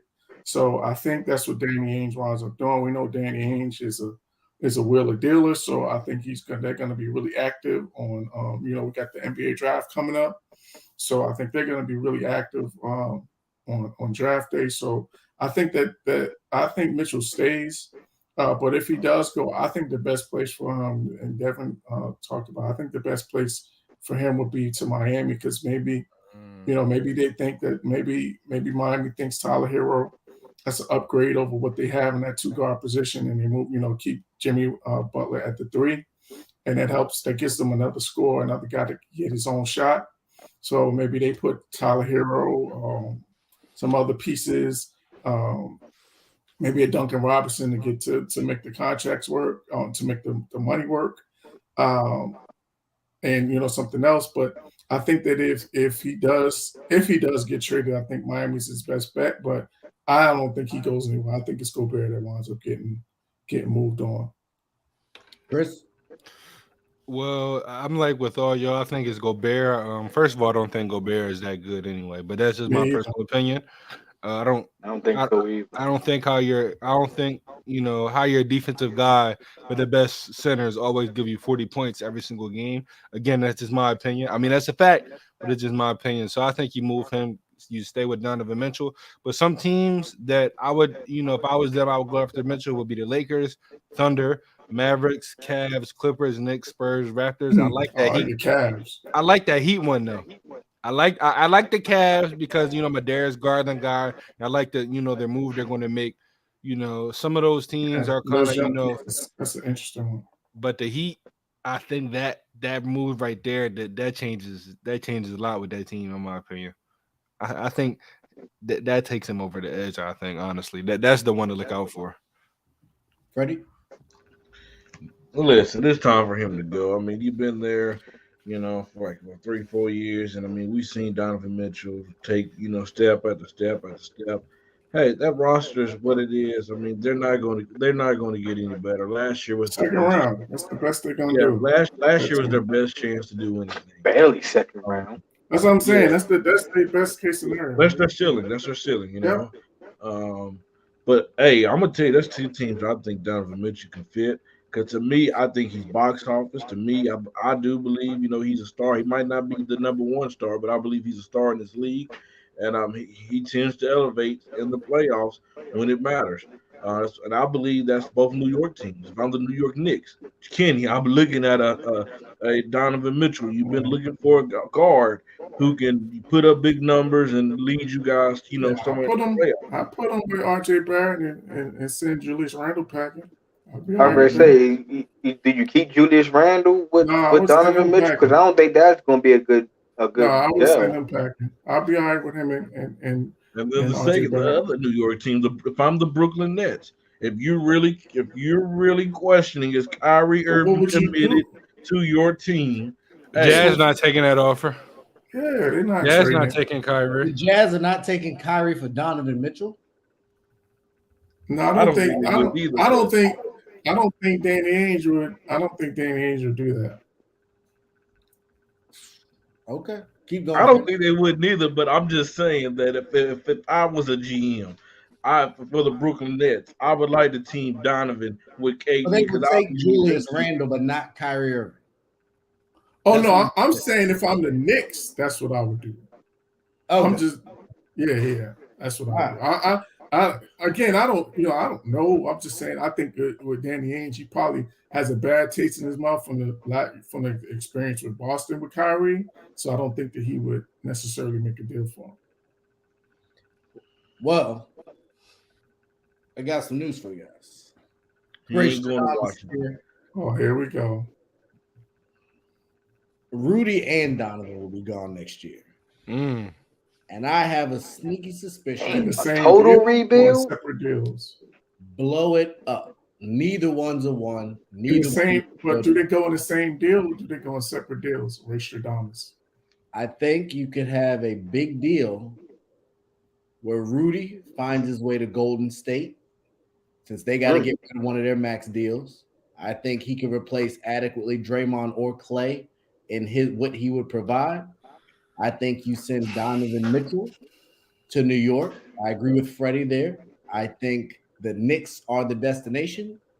And you package up picks while he's still in his rookie deal, and you send him to New Orleans, and you go get you Zion and pair him with Donovan Mitchell. And I think you have box office. This is effectively to the ASAP network, to all our analysts. Starting today, you need to go get drug tested. What you just said. What I just say? What I told you? Next segment, I think we all should be. We gotta get drug tested. Deals are being made. Utah will get a haul, whether it be the young talent there. I would ship RJ Barrett if I need to, whether it's Julius Randle, whether it's Mitchell Robinson, whether it's future first. Oh, yeah, he could definitely go. You do what you got to do to get the box office in the box office. Brooklyn has been dominating the headlines there for some time, and I think it's time for New York to take it back. So that's what I got for you. That blow it up. Utah's dead. It's been over. And I think there's some strategic teams that are available. I'm not a Rudy Gobert fan, but I think he'd fit great in that system. With the Warriors? 100%. What about James Wiseman? What's the difference between those two guys? Gobert plays. But does he play well? Is he worth that money? He's more. I didn't see anything from Wiseman in his rookie year that really said he was going to be. I think Wiseman is more skilled than Gobert. I think Gobert I gets would in take the way. Looney. I would take Looney over Gobert. Yeah, I think he gets in the way. Come on now, let's not be disrespectful. Gobert's not worth that money. He's not. No, he gets in the way because you can't. All you can do is throw him lobs. You can't throw him the ball in the post. I'm just going to say this. Quin Snyder will be an assistant coach for the Lakers this year. Watch. All right. I'm on my phone because my laptop died, and now I'm leaving. Why would you go from a head coach to assistant coach to a first year positions out? Because you know why, Chris? Listen to this. It makes you say who's going to be an assistant coach? Quin Snyder. Where? For the Lakers. For the Lakers? Are you kidding? Did I stutter? Yeah. Listen to this. They already hired Rasheed Wallace. They're not gonna hire. But you have multiple assistant coaches on. Yeah, team. But you're not gonna bring in. He's not gonna bring in. They have no relationship. Him and Darvin Ham. Why would he hire him? Because if you listen, I can tell you. Because Quin Snyder do have ties. Quin Snyder do have ties to the Lakers. He was an assistant coach with the Lakers as well. What team right now is a valuable head coaching spot? I'm talking about Darvin Ham, though. What relationship does he have with Darvin Ham? Why would he want to have him on his staff? But Lakers are idiots if they hire him to be an assistant when they could have had him as the head coach. No, they're not. I would take Ham over Quin. Like what has Quin Snyder done as a head coach? Go to the second round. All they've done is go to the playoffs the last 6 years. And we just heard that he's gone to the playoffs with Rudy Gobert, who's worse than Kevon Looney. We need a coach that's going to take us to that championship level. I didn't see that. We need a coach that's going to take us to the championship level. It's not okay just making the playoffs. It's not okay just making it to the playoffs with the Lakers, Ray. I don't know down there in Washington. You're right. That's why you this year. You're okay. You're satisfied just making the first round. Okay? You don't know, but the point is that you're saying that you're still going to have him on your right. Darvin Ham, you don't know if he's going to get the job done, and he has nothing on his resume to. But you know what you have? As a head coach. You have guys on that bench that's been there before, that's been there as coaches in this league. Well, you have Quin Snyder that can help him, that has made playoff runs. That's what I'm saying. This year, there's no valuable coaching spot open right now in the NBA. But if you mean to tell me that he wouldn't mind being assistant coach over the team? How do you know somebody won't get fired? Every time I get to the point, y'all want to cut me off. Listen, go ahead, Freddie. You mean to tell me a guy that has not succeeded in this league by winning the big game, by going deep in the playoffs into the finals, and he's going to become an assistant coach? Yes, hold on, Kenny. Why you mean to tell me he wouldn't mind becoming an assistant coach? Yes, No, able to coach, absolutely coach not. LeBron James, Anthony Davis, and Russell Westbrook. We just saw Juwan Howard turn that same job down. It's well, not. Why did he turn it down, Ray? It's because of his kids. And the family has come out and said that's not true. They said it was the program. But either who said way, that? Who said that? His wife said that. Either Freddie, I have a question. How do you know a head coaching job won't become available before the season starts? How do you know that? There's one in the Charlotte job is still open. I'm going right to Charlotte if I can. They about to get it to Mike D'Antoni. You don't know that? Go to Charlotte. He's going to meet Michael Jordan, I believe, tomorrow. He is, but that don't mean he can't change his mind. Snyder resigned. We know Michael Jordan has made biggest mistakes in the NBA history when it comes to he can't run no team. He ain't that as a player. So team was pretty all good I'm saying is, what about the got a good young team next year? Isn't that a valuable team to look out for? Don't you think Quin Snyder can fit into that culture down there? In the San Antonio Spurs. I know what you said. So he's gonna leave a head coaching job. He's not. He's went to the playoffs every year. Yeah, he's not sit on Pop's bench. Yeah, he's not gonna. You see, Ray, you're not listening to what I said, bro. Listen, stop talking. I didn't say that. If you stop talking, you'll hear what I said. San Antonio. So what I said. I'm gonna let you talk and you tell me what I said. Because I didn't say that. What I said, Ray, is that he takes a year off, become assistant coach with the Lakers. Next year, if Greg Popovich decides to hang it up, guess what? But if that's the case, why wouldn't he just take a year off? He's already got money the coming man might from Utah. love basketball, Kenny.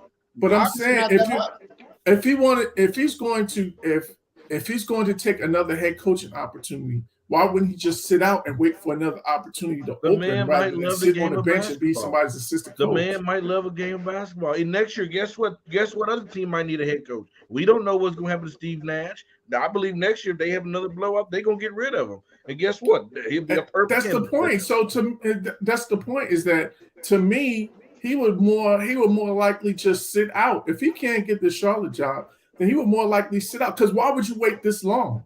He might do what Jason Kidd all of the jobs are gone. He might all do what the jobs Jason are gone. So why would you wait this long to step down where you knew that if you had intentions of coaching next season, why would you wait till now when all of the jobs except for one are gone for you to step down? If you had intentions of coaching next year, he might be doing what Jason Kidd did. Why did Jason Kidd do what he did? What do you mean? Jason Kidd should have been a real head coach of that Lakers team, but we're not going to talk about it. Yeah, what are you talking about? But what I'm saying is he came in as an assistant coach, and now he's a head coach. So why can't Quin Snyder? But he didn't have a job. But he didn't have a job. He didn't leave a head coaching job. He didn't have a job. What are we talking about? And that San Antonio job's not the greatest job. Let's also be clear. I'm not saying it's the greatest, but it's valuable. Yeah, it's a young team. So I just don't. I don't see it. Again, if he waited this long to step down, then he was either going to come back to Utah or he's not coaching at all. That's so. Do you believe the Brooklyn Nets not a valuable job to look out? I'm not saying that. You're not hearing my point. What about the New York Knicks? We don't know what. Hey, we do know right now they have a coach. We do know all of those jobs. Those guys have already been said that they I guarantee you this, you guys. If the Brooklyn Nets and the New York Knicks have a season like they did this year, Thibodeau's gone. Then again, but again, you're making my point. As a head coach and got head coach money. Like, what are we talking? What's the point? What's the point? Your voice is dead. Like, hey, I'm pretty sure the players are dead. And you know what? I will say this, Ray. They might have said that he stepped down. Hell, they might didn't want him there. So No, Danny Ainge said that he wanted him to come back. Every report I've read said they were begging. Kenny, don't you think they say stuff to make you feel happy sometimes? Maybe, but to me, if it was this long, if they didn't want him back, they would have got rid of him after they lost in the first round. So Kenny, I want to ask Kenny a question. And you know exactly where I'm going for this, Kenny. So you have let's say you have Doc Rivers, a guy that has underachieved for years, and you have a guy like Quin Snyder, okay? Don't you know that the 76ers are going to say, we fired Doc Rivers, we let go, we parted ways? Don't you? I mean, this guy been in the Utah Jazz for 8 years, and we have not seen no improvement. What do you? I mean, to me, I just think they just did him a favor by not saying he fired him to let him say he Freddie, you do realize he's been going up against teams like the Warriors and the Lakers and the Clippers. It don't matter who you like. Right? At what point did we expect them to be in the finals? Right, they was the number 1 seed the year before last year, and they still underachieved, right? Still underachieved. It wasn't no number 1 seed. When were they a 1 seed? And what year were they was a 1 or 2 seed? No, don't sit there. Last year, it was last year. The Phoenix was. Go look it up. It was last year. Yeah, the Phoenix was the 1 seed last year. I think it was the year before. It was the year before. I mean, they were one of the top seeds the year before. Yeah, the top seeds, but I don't think they was the one. Nobody, they might have held it. They wasn't the one. They had the number 1 seed like a couple years ago, but I think they finally lost it like towards the end of the season to somebody. Yeah, they never finished with the 1 seed. They never finished with the 1 seed. They might have had it for and John Stockton was there that we thought Utah was a championship contender. Yeah, right. They underachieved in the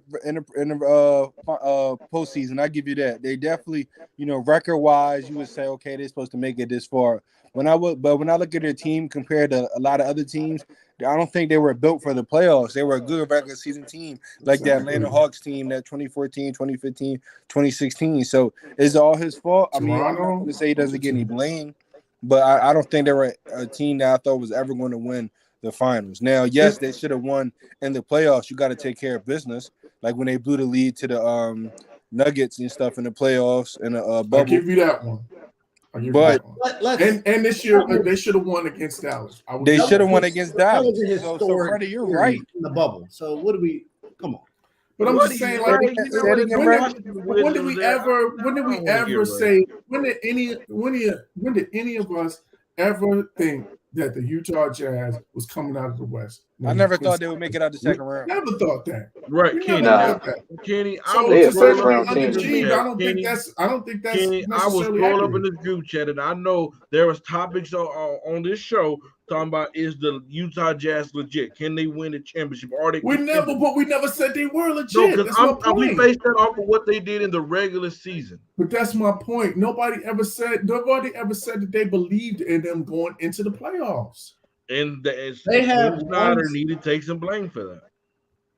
Yeah, and that's fine, but he's still going to the playoffs, and they're, in my opinion, overperforming with the talent. And they had Ingles out. Guess what? Right, that's cute and dandy, but hell, when are we going to go over that hump? Like, we look at the Phoenix Suns. When are you going to go over the Utah hump? Is this champion? Like, Utah hasn't been anything. Never had any expectations. Since Karl Malone and John Stockton, I got a question. They haven't been anything. I got a question. We have the Phoenix Suns. That they are supposed to elevate and be this championship level. I have a question. We have the Phoenix Suns. How many years can they go without going over the hump? Yeah, but you keep changing. You're changing this. No. It's a completely different scenario. Yeah. They're changing the subject. They just went to the NBA Finals the year before. Last year. But did they win? But the point is that they went to the finals. So like you gotta give this a 3 to 5 year run before you. Finals the second round, two different things. Yeah. Like, come on. Luka had something from Mr. recent history. When did we say that Utah choked a series away? That's what I'm saying. Like, they haven't been they're not. Nobody picked them as a favorite coming out of the West in the last 5 or 6 years. I say this: they choked that Nugget series. When Jamal Murray was going nuts. Don't matter. Luka went nuts against the Clippers twice, and the Clippers still won. You gotta find a way to win. They 3-1 lead. You gotta win that. I'm sorry. Yeah. Well, I give you that. I don't. But the bottom line is that I don't think that we could say that as a coach for the Utah Jazz, Quin Snyder underachieved. I don't think that that's a fair assessment. But I think he did as well as he could, considering the level of talent that he had. But you're a coach, and how are you judged? on your improvement. Wins and losses. Wins and losses. That's how you improve. He won more than he lost. Yeah, the guy's a second all time. He's second all time in terms of winning his coaches in the Jazz history, and the first guy got over 1,000 wins. Okay. So what are we talking about? I'm sorry. I guess my expectations and what I believe in is just. But that's the whole point. Nobody had expectations of the Utah Jazz. You're the only one. So you expect championships because you hopped to all the teams that win championships. Ray, I know the rest of us. Ray, I know you might not have known me as long as Chris have, but Chris, please tell this man how long have I been a Laker fan. I said, Ray, I'm not going back. I'll say this. Why? Why has he been a Laker fan? Because they were winning. Even when we lost this year. No, he's saying you originally became a Lakers fan because at that time they were winning franchise. No, they was not. They was not a winning franchise at the time. Ray, I'm gonna tell you a story. Let's go down memory lane. I remember this in high school, my brother, when we was winning 17 games. I'm in school, and the games down here at 9:30 at night. Did you become Those games ends about 12 o'clock. I stayed up every game. What year did you become a fan of the Lakers? When I was a kid watching Kobe and Shaq. Go figure. Go figure. Well, I mean, I can't help that we've had luxury history. I can't help that. I think we just proved that point. There was some big events this weekend. You talked about Aaron Donald signing. So congratulations to him. It sounds like he's going to be there in 3 years because he can retire after 2, but that third year is $30 million, like guaranteed. But by the way, Freddie, what you called Aaron Donald earlier, don't ever say that again. Yeah, you gotta pause that. Yeah, I know what I meant by that. That was a lot, but we had some fights this weekend, and we got some fights to come. Quick update: the Charlo fight has been postponed. He has a back injury, so that's really? delayed. I think that's next weekend, not this weekend, I believe. That's been pushed out. But we did have an Australian. I wasn't a surprise to me, but I guess maybe an upset, given he was on the road and he won on points, and it was a wide margin on most scorecards. But Devin Haney is undisputed. Beat George Kambosos in his hometown. Beat him pretty bad, in my opinion. Granted, I wasn't a Kambosos fan. But we'll start with that fight, and then we can go to the Stephen Fulton fight next. Thoughts on what you guys saw? Was it what you expected? Kambosos said that he felt like he was winning every round, or he hurt him every round. You know how the talkers do. Delusional. But given that, Kenny, I'll start with you. Kind of, what did you think of the fight? I was really impressed with Devin Haney sticking to his game plan. Like he was clearly, his game plan was to live behind a jab, and he just kept him on the end of his stick that entire fight, and he just couldn't mount any offense. And I just think tactically, they had the perfect game plan. He always moved to the side to get out of range of his power. Anytime he started tried to put punches together, he would hold them and clinch and use his size and his length against him. And I just think he just fought the perfect tactical fight. And it was clear. To me, it wasn't even competitive. Like to be the fact that they even gave him maybe 2 rounds at the most. Like I would give him maybe 2 rounds at the most, but it wasn't competitive. He was just eating that jab the whole night, and I just was really impressed with Devin Haney. Now I just want to see it. Now you got the belts. Let's see these mega fights in this division. We got some great matchups. Let's see that Tank and Devin Haney matchup. Let's see that Ryan Garcia and Devin Haney. Let's see that Lomachenko. Like we got some really great matchups in that division, so I want to see those happen. But just hats off to Devin Haney. I just was really impressed at how he stuck to his game plan and really just boxed this dude's ears off. Dev, I'll go to you. Yeah, I'm with Kenny, man. Devin Haney showed me some great boxing. I like Shorty. I've seen a couple of fights before, and then I was like, man, if Shorty can learn how to mature a little bit quicker, Shorty can be a problem in his division, and he's showing that he can be a problem. Because even my brother hit me up after the Haney fight. He was like, "Do you think him and Tank will be a good fight?" I said, "Yeah, but I think he needed 1 more or at least 2 more fights before he fight Tank." And he was like, nah, I think he had not tanked out. And I was like, nah, I don't think so. I said, I think he can't match Tank power. Yeah. I said, Tank got more power, and Tank, he don't believe that Tank has better boxing skills than Devin Haney. And I was like, nah, Tank showed me something on this Rolly fight. He wasn't just going for a straight knockout. He actually waited his time and be patient. And I was like, Tank got a little bit more power to him than Devin Haney, but it will still be a good fight. But I think Haney still got maybe 2 more fights before he can actually take on that Tank fight.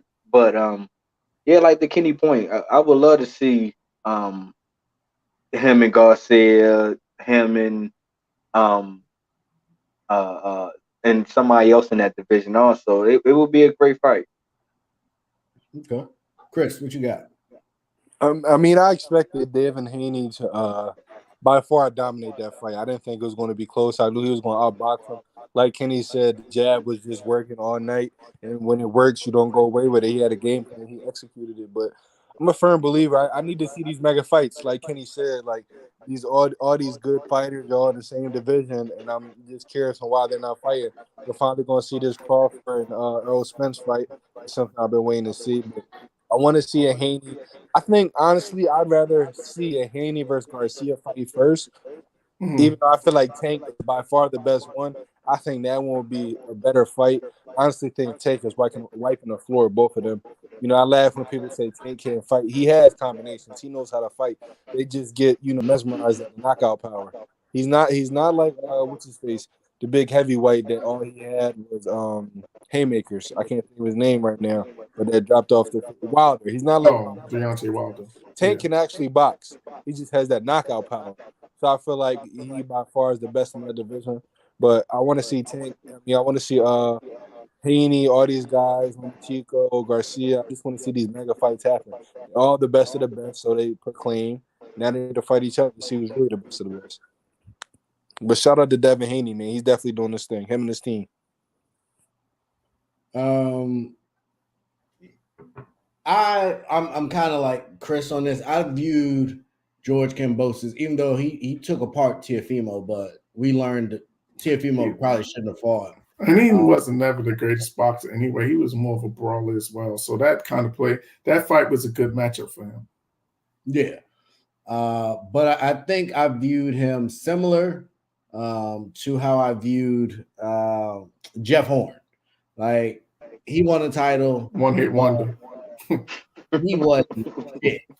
Like, and so I wasn't surprised when Pacquiao went down there and beat the brakes off of him and got the belt back. But I think that it's a great time in that division. I think Shakur's a name that I would like to see in those conversations as well. I think he would be a good fit. But he's fighting at 130 right now, right? Is he fighting at 135 or 130? I think it's 130. I think it's 130. Yeah. I just believe he's capable of going up to 5 pounds. I don't know if I want to see Loma right now. There's still a lot of stuff going on in his part of the world. I don't know what Loma we would get at his age as well, with the distractions of home. So last I heard he was, I guess he's no longer fighting with the military, because last I heard he was fighting with them. So I don't know what availability he has. I think Davis is the cash cow. Ryan Garcia has to take care of business next month. And if he can't pass that test or really ace that test, then he needs to shut his mouth. He can't knock nobody out. He most definitely gonna have to shut his mouth for a little bit. But that was that's what he called Tank out on.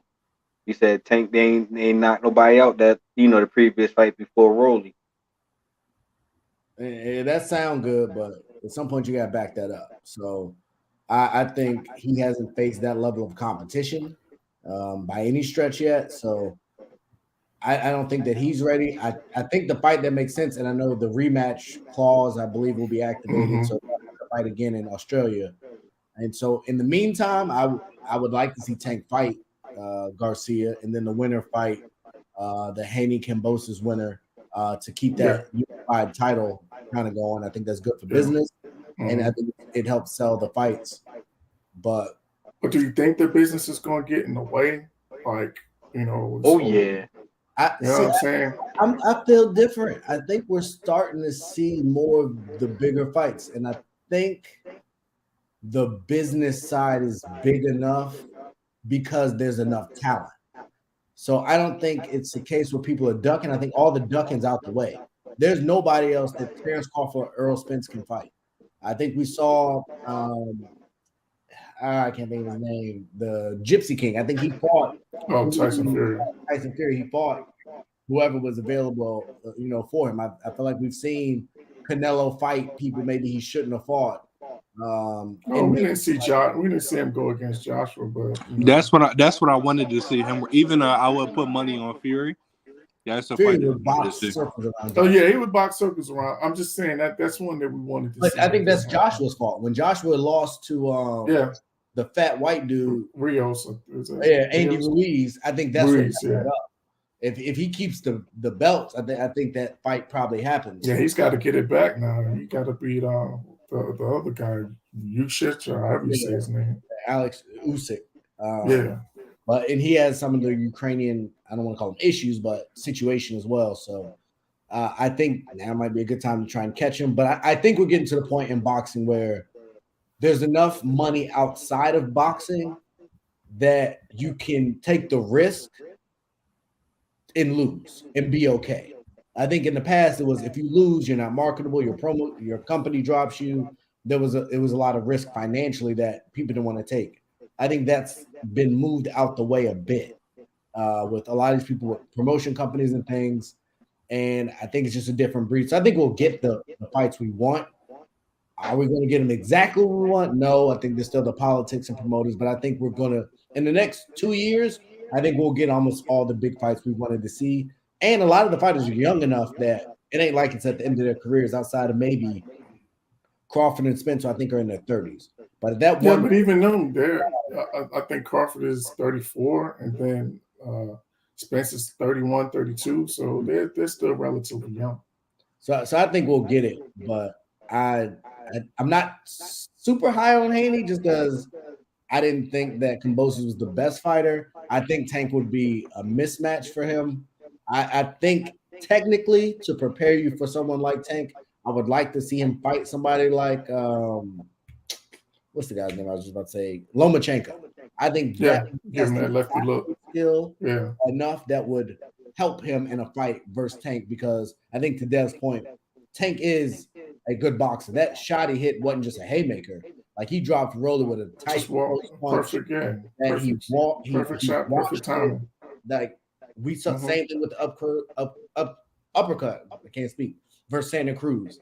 Like it's a strategic strategy that he has, and when Floyd tell him go, he can turn it on. So I'm excited. I thought both fights were the fight was really good for Haney. Hopefully he gets it done again in the rematch. I think that. Yeah, I don't think that's gonna be no problem. Yeah, honestly, I don't even want to see the rematch. I think Haney gonna win it again. Doesn't matter what the outcome. Yeah, Kambosos don't have no plan B. Yeah. And so, especially if he can't stop that jab, then he can't. You automatically lost. Yeah, if he's not gonna get inside that jab, it's just gonna be the same thing over. Yeah. So exciting for Haney. Congratulations to him. But I think the real fights start next year. I think we'll maybe get the Tank Garcia fight this year, but next year I think is when we'll see the fireworks. Yeah, I think we get 2 mega fights. I think we get that mega fight at lightweight, and then we get the Spence Crawford in 2023. And then we also still got Canelo Triple G3 coming later this year. Yeah. So and after that, I think Canelo will be free to talk to a Charlo or talk to, maybe someone else in that division, which I would love to see them tested on that level. So it's definitely a lot of fights out there. Before we wrap, I do want to talk about my guy, Cool Boy Steph from, I think, Dev, you said you're from Baltimore. You ain't from Philly. Chris from Philly. Oh, Chris from Philly. Is a Philly guy. So Philly represented. Fulton stepped up, got it done. I'm excited to see, where he goes from here. I think he's kind of running away with his division. I don't know if he's going to have to move up to get some bigger fights, but good performance. He did what I thought he would do. Chris, I'll start with you since it's a Philly guy. If you got a chance to watch, what did you think of the fight? I didn't have a chance to watch the whole thing, but one thing I'll say is he's definitely on his way up. You know, I'm not surprised at the performance. Listen, the guy's young, he's hungry, and I'm getting back into boxing in the past couple of years. So by the time in the next couple of years when I'm really fully into him, he's going to be on prime time for real. So, but I have a chance to watch the whole thing, saw some of the highlights, heard a lot of people talk about it, heard he did well, and I'm proud of the kid.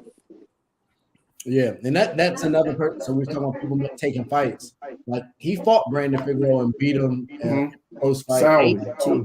Angelo Leo, who at the time was kind of not a boogeyman, but he was a big fighter in that division. So he's definitely willing to take the risks. But Kenny, I'll let you kind of give your thoughts.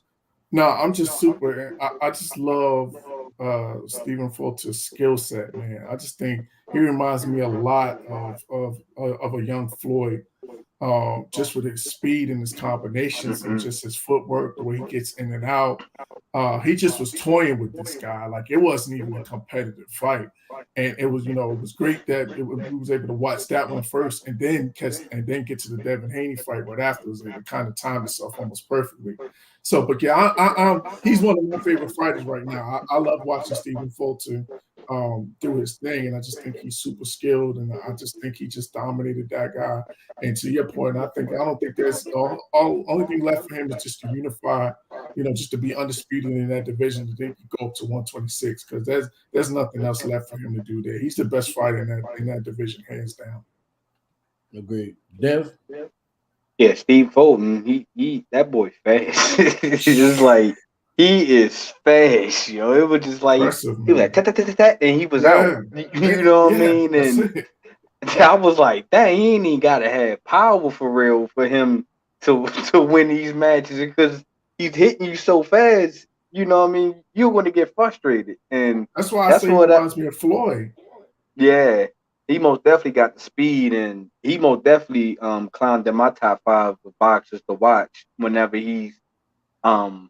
I had seen him maybe about a year or so ago before, and I was like, dang, if Shorty can, take that next step, and out of that whole year, he already took that next step. To Chris' point, I believe he's gonna be a pay-per-view star by a year, so from now, and then we're gonna be most definitely paying for his pay-per-views, and he's gonna be something to watch out for, because if he can keep up that speed and that intensity, and the crazy thing about it, he kept it up the whole 12 rounds.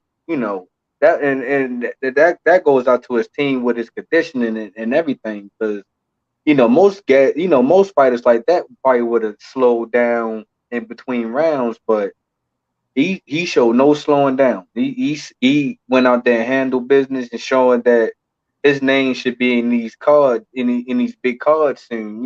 So shout out to Fulton. I'm most definitely impressed with his boxing skill.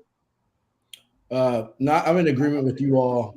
I think if I had a concern as a promoter and as a pay-per-view buyer, his knockout percentage, the power, yep. Right? Yeah, and I don't know if it's because of the weight class he's in, but he's clearly the more skilled boxer in every ring he stepped in.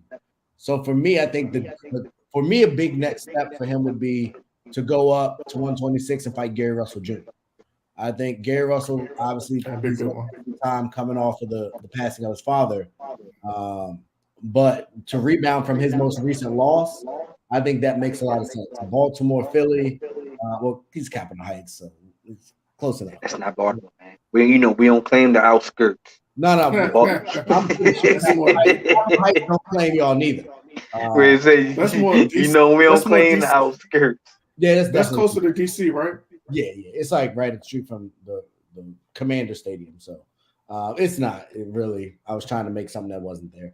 But no, I think DC, Philly. We go DC, Philly. I think that'll be a makes sense next step, and it'll help Gary Russell, who takes these long hiatuses, not such a long hiatus. I think he needs to get back in. His younger brother's a problem too. Yeah. Got that same speed. Yeah.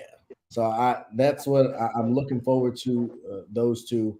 But yeah, I think that's boxing's in good hands. I think is the takeaway. Definitely.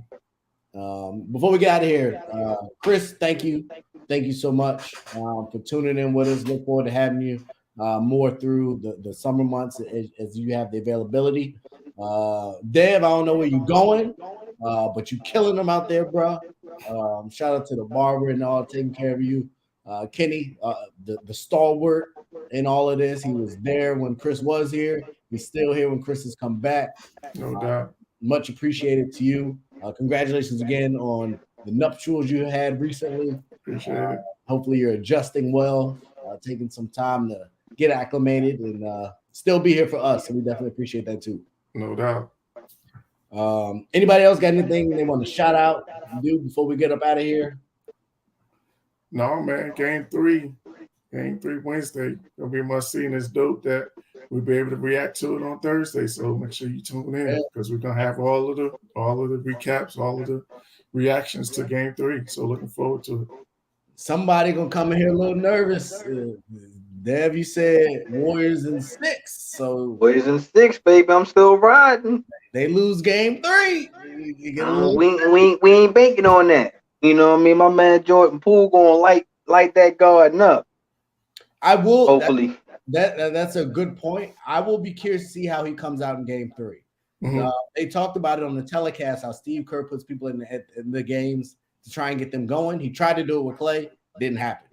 But Jordan Poole got going. So we will see because his game is one he does not lack confidence. No. The most thing to watch out for Game 3 is who bench is going to play better. Yeah. That's going to control Game 3 right there. Whose others is going to have the better game? So you might as well go ahead and put that down and as one of our topics. Who others was better? So I got to get it then. You're picking Golden State to win. What is Jordan Poole's stat line? What are you going to go for? Jordan Poole, if Clay is playing the way Clay is playing, Jordan Poole have to score 20. He have to. We got it. Dev got Jordan Poole going for 20 in his going first for 20 finals game. Okay. All right. Well, we're going to see. We're going to react. So y'all definitely tune in at 9 Thursday night, 9 Eastern. Thursday night, we will be back. And y'all have a great evening and stay safe. Whole sports all plays. Yeah. Whole sports all plays. Whole sports all plays.